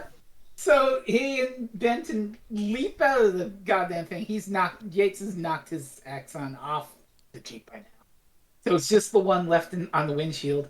So they leap out, he drops a grenade, and the Jeep rolls down a hill, and the grenade goes off, and the Axon just explodes, and this flaming Jeep just runs down the hill. Love it. Love it. Shit. Yeah. And then we get the cold goodbye. It's fun because like the doctor is getting course coordinates. So he gets them, and he comes out just to check them, and Joe's like, "Oh, what, doctor? Oh, just some course coordinates." And Filer perks up. Now, what do you want course coordinates for, doctor? You're not planning on leaving, are you? Yes, I am. Actually, I am, fucko! And he laser bolts Filer's gun out of his hand, and then we get the scene where he's like, "Yeah, I'm leaving. Bye, everybody. Goodbye. See ya. Fuck you. Fuck you. Fuck you. You're okay. Fuck you. Fuck this shit. I'm out." You started it. Yep. You started it. I started the fire. Fuck this shit, I'm out. Fuck this shit, I'm out. No thanks. So, yeah, the Doctor is going to betray planet Earth. And there's actually a nice little comedic bit where they just shut the door and it's like, well, time we were off. And he pulls the levers. Nothing happens. The Master looks around. The Doctor just sort of sneaks his hand into his coat pocket, pulls out that thing he took out, puts it, looks back. Yeah. And the Master just sees and Master just just sort of looks at him. smirks. Like, son of a bitch, you got me.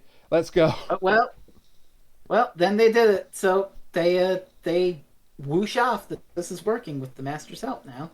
Yep, they Just remember start the duck. dematerializing and everything. It's great. Well, not for Oh, no. everybody else, but for him. Yeah, not for everyone else because they're about to be besieged by Axons. Yeah, so. the Axles are storming the compound. Dad, everyone's going to die, and Doctor Who betrayed them. Except, hey, wait a minute. Why is the ship rematerializing now? We're nowhere near away from Earth. What's going on? What are you doing, Doctor? What the fuck?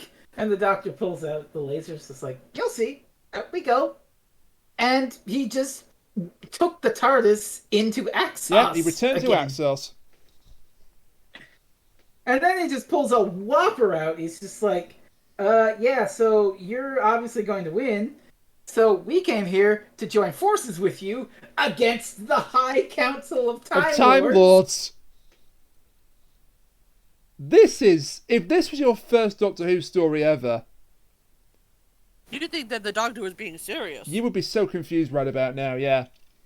Also, fun fact, looking up stuff, this is actually the very first mention of a High Council of Time Lords. Indeed. I love Delgado here as the Master. He's like, well, my God. part of this is done. My associate here can help you, so I'll just leave now. I'll just be going in my TARDIS, and he can't get in it because there's a force field placed around it. It's just like, hey, what the fuck? He says when the mission is complete, then you may have your freedom. So the Doctor is going to merge Axos with his TARDIS. Yeah, they'll become part of each other. Mm-hmm. And while this is happening, well, we've got the climax of the story, sort of, action set piece. Axos is storming the lab. Rapid cuts. Everyone's just like, oh, God. Oh, shit. They zap the accelerator and it starts working again. Yeah. And it's they going to keep can't turn going it until the off. damn thing explodes, yeah. They can't turn it off because the Doctor took the trigger to use in his TARDIS. So it's going to keep accelerating particles until the very big boom. And Oh, no. the creatures start slaughtering unit troops because, this is the 70s Doctor Who story involving unit.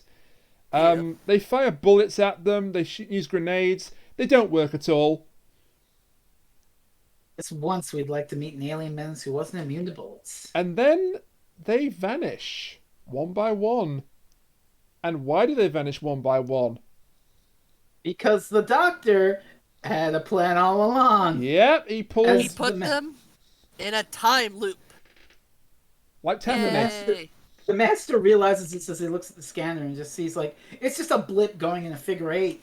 And he's just like, wait a minute, this is a fucking time loop. What are you doing? And he tells them. Oh yeah, he goes out and immediately rats out the Doctor. But But he they don't also care. gets into They his don't own care. TARDIS because for some reason suddenly the force field's not there anymore. And so the Master says, hit the button, cat. Fuck this shit, I'm out. Yes. Exactly that. Because this is what the Delgado Master did. If things were going south, he went north. Yeah. So the time loop. So like you said, the axons that are invading the complex, they all vanish because now they're stuck in a time loop with the Doctor, and the Doctor's stuck in his TARDIS with a bunch of axons, and axon controls just saying, "Well, we're both stuck here, you and I. Yeah, We're your both sacrifice stuck was in here vain. forever." But the Doctor's just like, "Actually, no," and manages to reach the controls and dematerializes himself out of the time loop just in time. He pulls out the Uno card +4 and melts the axons where they stand. And so at this point, well, the axons are gone, but they can't stop the particle accelerator, so they're basically just like, "Oh shit, get out! Everybody get the fuck out!" It's gonna blow, And it's gonna blow, and it blows in spectacular fashion. And as they're leaving, the TARDIS rematerializes back in there. Yeah. So, Yes, whoa. because it's perfectly safe to approach the nuclear reactor. Perfectly safe, especially after it just had a huge meltdown. Yeah. Certainly nothing like that has ever happened in history, and we still can't go around to the place without protective gear. Clearly not. But, well, the Doctor's fine at least. Everyone's fine. My he's- Chernobyl. My Chernobyl. Oh my god. So he's trying to explain in the end of the story here what happened, and he's just like, "Well, I caught the axons in a time loop. What's a time loop? Well, a time loop is it's a time loop." Yeah, he can't explain the concept. And then Filer asks, "Well, what about the Master?" "Oh, he's trapped in there." Are you sure?" "Yeah, like 90% sure.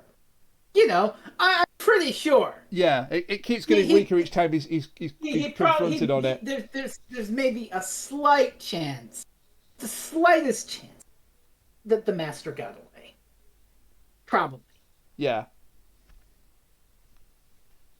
And that about wraps it up for the Claws of He gets a Axos. great line about that he says, "I came back to you." He says, "Did you?" "Well, I couldn't leave him when I wanted to because the Time Lords have programmed the TARDIS to always come back to Earth.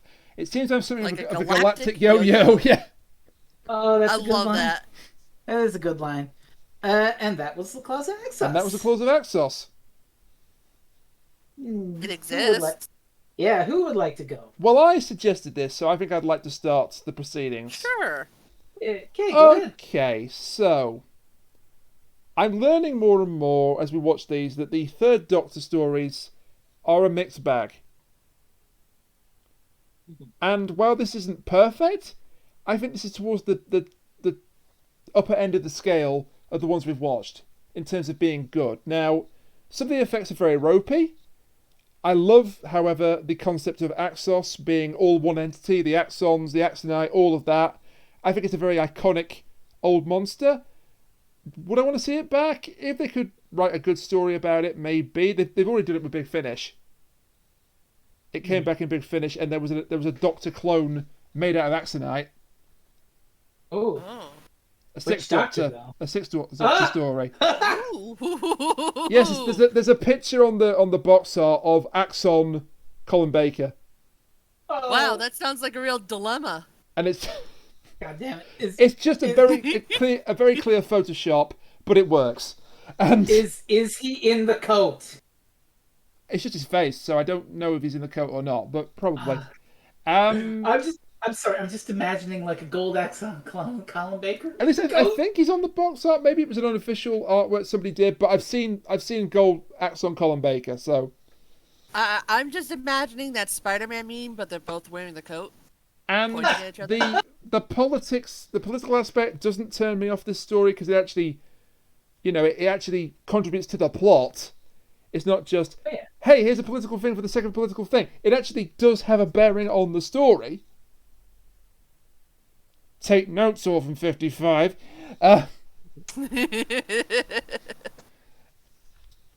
And there's a rather memorable group of side characters. Chin's a complete dick. Windsor's less of a dick, but still a dick. Sir George is all right, and I'm sad that he died. I don't know what's going on with the bumpkin, War? but it's Dark. fine. It's not problematic. Some of the visual effects are too gruesome for TV, but apart from that, it's fine. Yeah, I Very enjoyed this different one. definitions of gruesome. I enjoyed this think. one.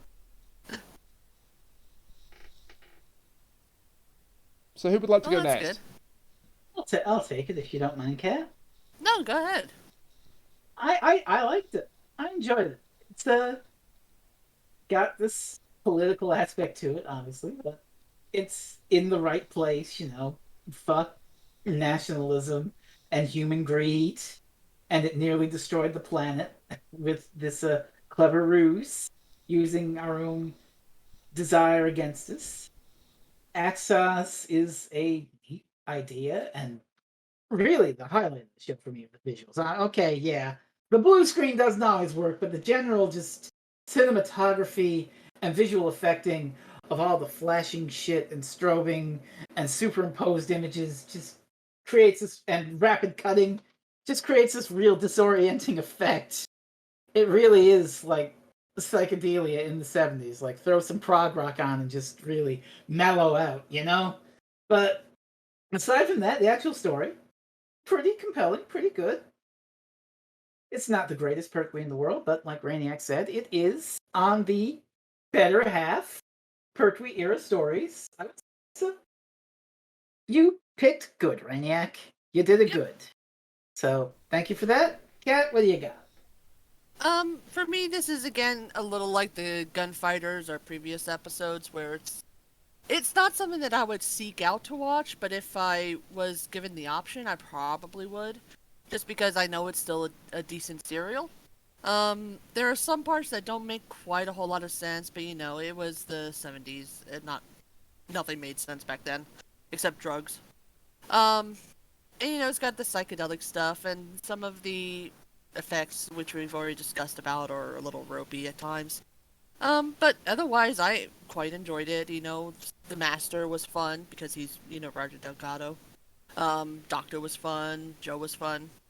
Even Chin himself was fun, and, you know, being able to hate him. So, overall, you know, I thought it was a decent episode, pretty middle of the road. I haven't seen enough of this era to know, you know, exactly how well it stacks up against the others.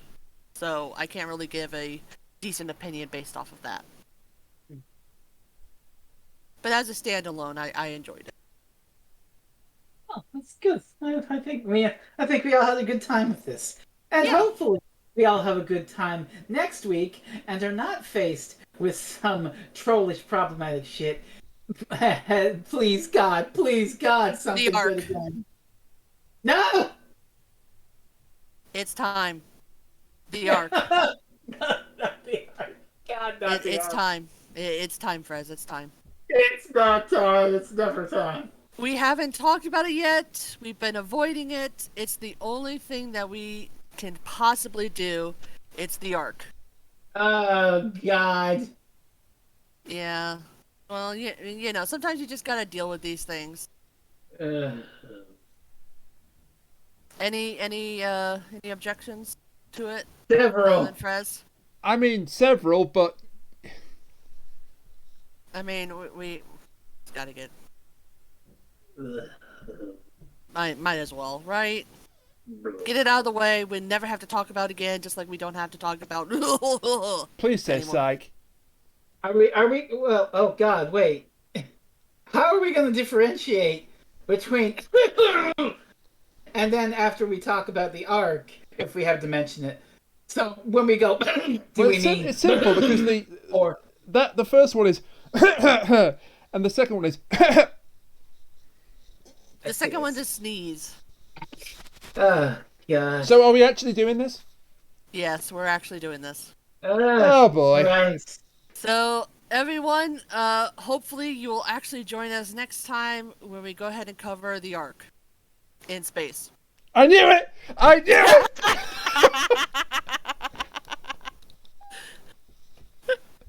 Damn it! I didn't see it coming. How did I not see it coming? I did, but I had to remain completely deadpan so you wouldn't realise. Oh, you knew. Did you know? I guessed. Nobody knew. Nobody knew. I guessed. I put in the chat, I'm waiting for in space. Please say in space. Okay. The Ark in space. This is a. I was kind of hoping that you would do it and be like, all right, fine, join us next time for the Ark, and then I'd just pipe up in space. Well, I didn't. wasn't sure if you were going to actually go ahead with it or not at that point. All right. This is another situation where I'm in relief. Just like, fuck it. I'll take the Ark. I'll take the Ark in space. I will go ahead and right now, in front of everybody, live on the show, say that I will never ever intentionally choose the Ark or Celestial Toymaker, just because I know you two highly object to that even more than you did to. Well, you can't pick the Celestial Toymaker, but I appreciate. I know, but I'm saying if for some reason they ever decide to, I don't know, animate it or something. I don't know why, but if they decide to do that, or they find you don't know why. Well, yeah. Well, like the last. Oh, you sweet little child cat. The last episode exists, so money makes the world go round.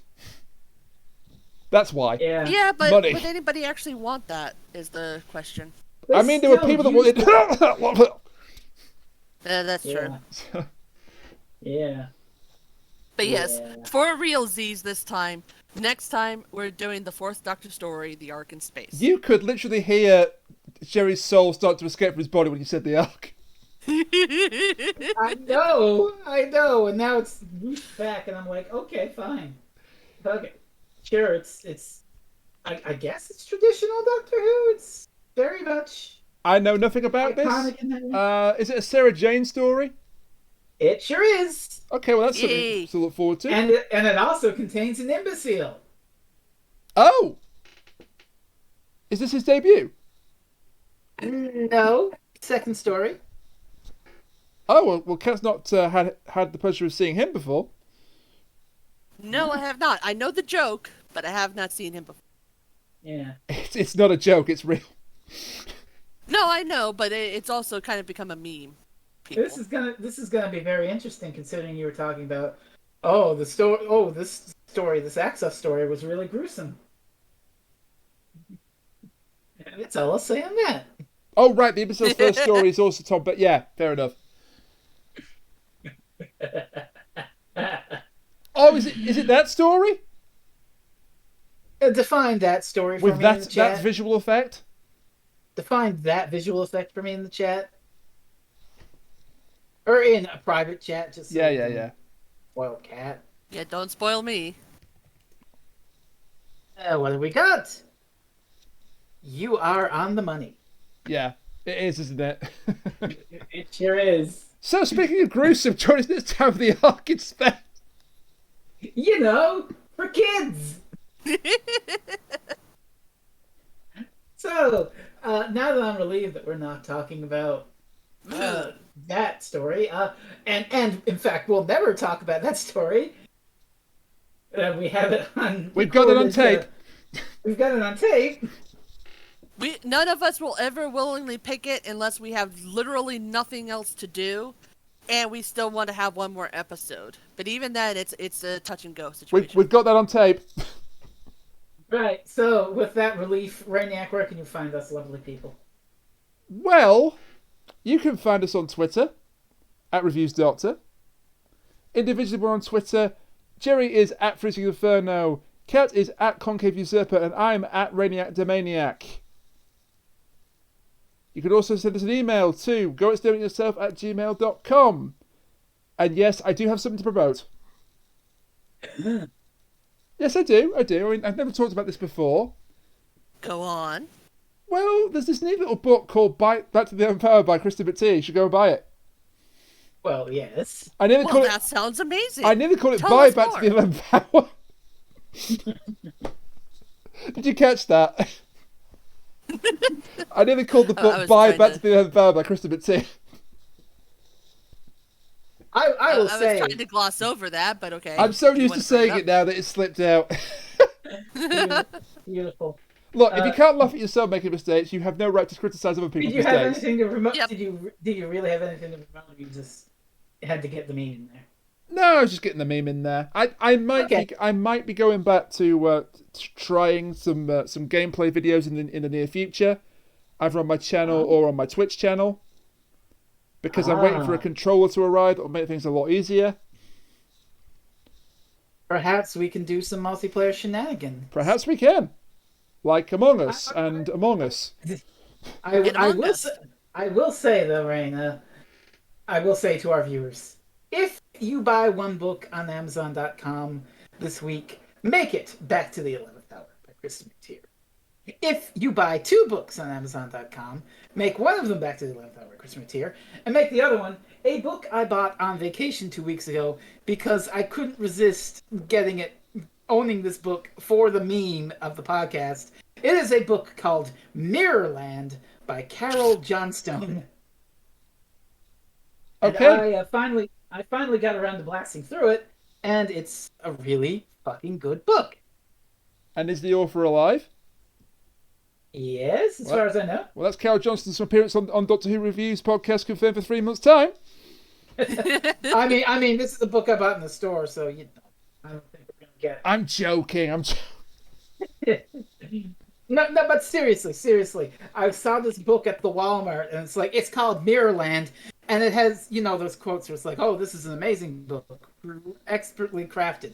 It had one of those quotes on the front by Stephen King, who's one of my favorite authors and an inspiration. You're like that gif of Fry from Futurama. Shut up and take my money. Basically, yeah. And so I finally finished the book today, and it was actually really lit. Okay. Oh, good. Glad you enjoyed it. I just bought a book myself at the weekend. Is it Back to the 11th Hour by Krista McTier? It was not. This was in an actual bookshop rather than on Amazon. It was the fourth edition of the Bone Season sci-fi franchise by Samantha Shannon. We're just being real erudite here today, aren't we? It's called The Mask Fall thing. It's basically a alternate version of the UK where psychics exist and they're hunted by the government. Okay.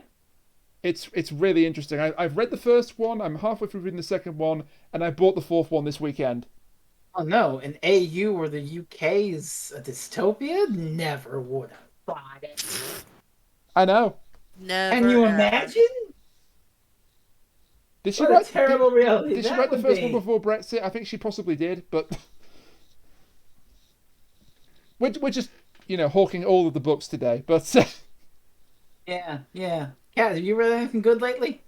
No, not really. I've been too busy moving out, so. Fair enough. Yeah. Fair enough. So I think that's it. If we plugged all our books and plugged all our stuff, I think we have. Yeah. Oh, I have one thing to plug. If this goes out in time, Wednesday, join me for some more Dark Souls. I'm planning to put this out on Wednesday, sometime Wednesday, so it should go out in time. What time is that Wednesday? It's probably going to be about 1 or 2 p.m. EST. I will link to that. I will link to that, and I will try and get this done and up in time for that.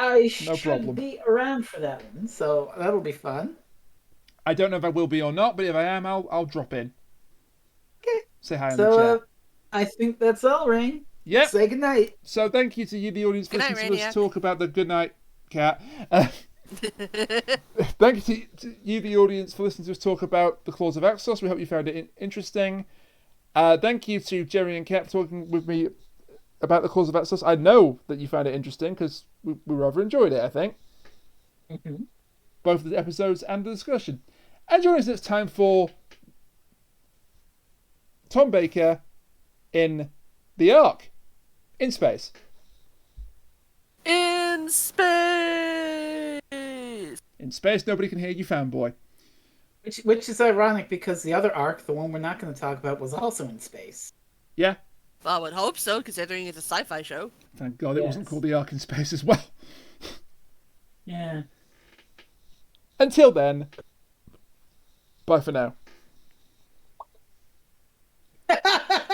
I knew that's what you were referencing. Yeah. Also, hang on, it even kind of looks like the Axos ship. But oh my God, it does! Doesn't it? Kind of, yeah. Oh my God.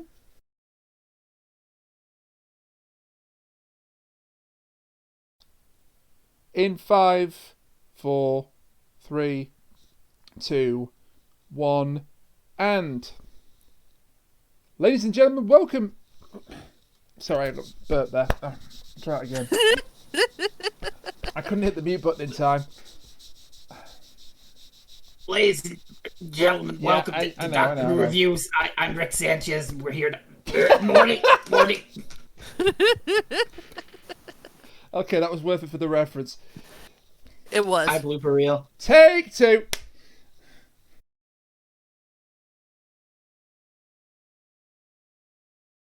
Well, our cliffhanger then for part 1 is it's fairly simple. Joe is still exploring the spaceship when all of a sudden, appearing out of nowhere in a blue screen effect, is a spaghetti monster. The flying spaghetti Pizza monster's Hut. back.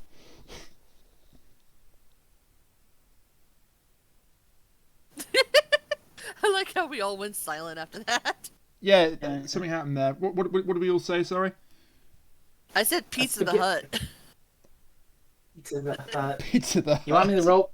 You want me to roll back to, and then Joe sees the spaghetti monster? Yeah, alright. Yeah. 3, 2, 1.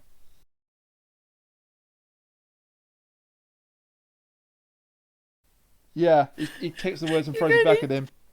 You're gonna need to give me a second because I just saw what Mike said and I'm laughing so hard. What did Mike say? You'll see.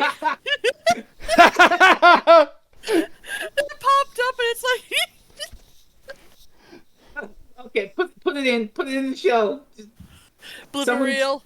blooper reel, Mike, you're in the blooper. blooper reel. Oh god, it's Oh, Cat's turn. Oh god, it's Cat's turn. Well, we'll deal with that. Okay, where were we? Where were we before that happened?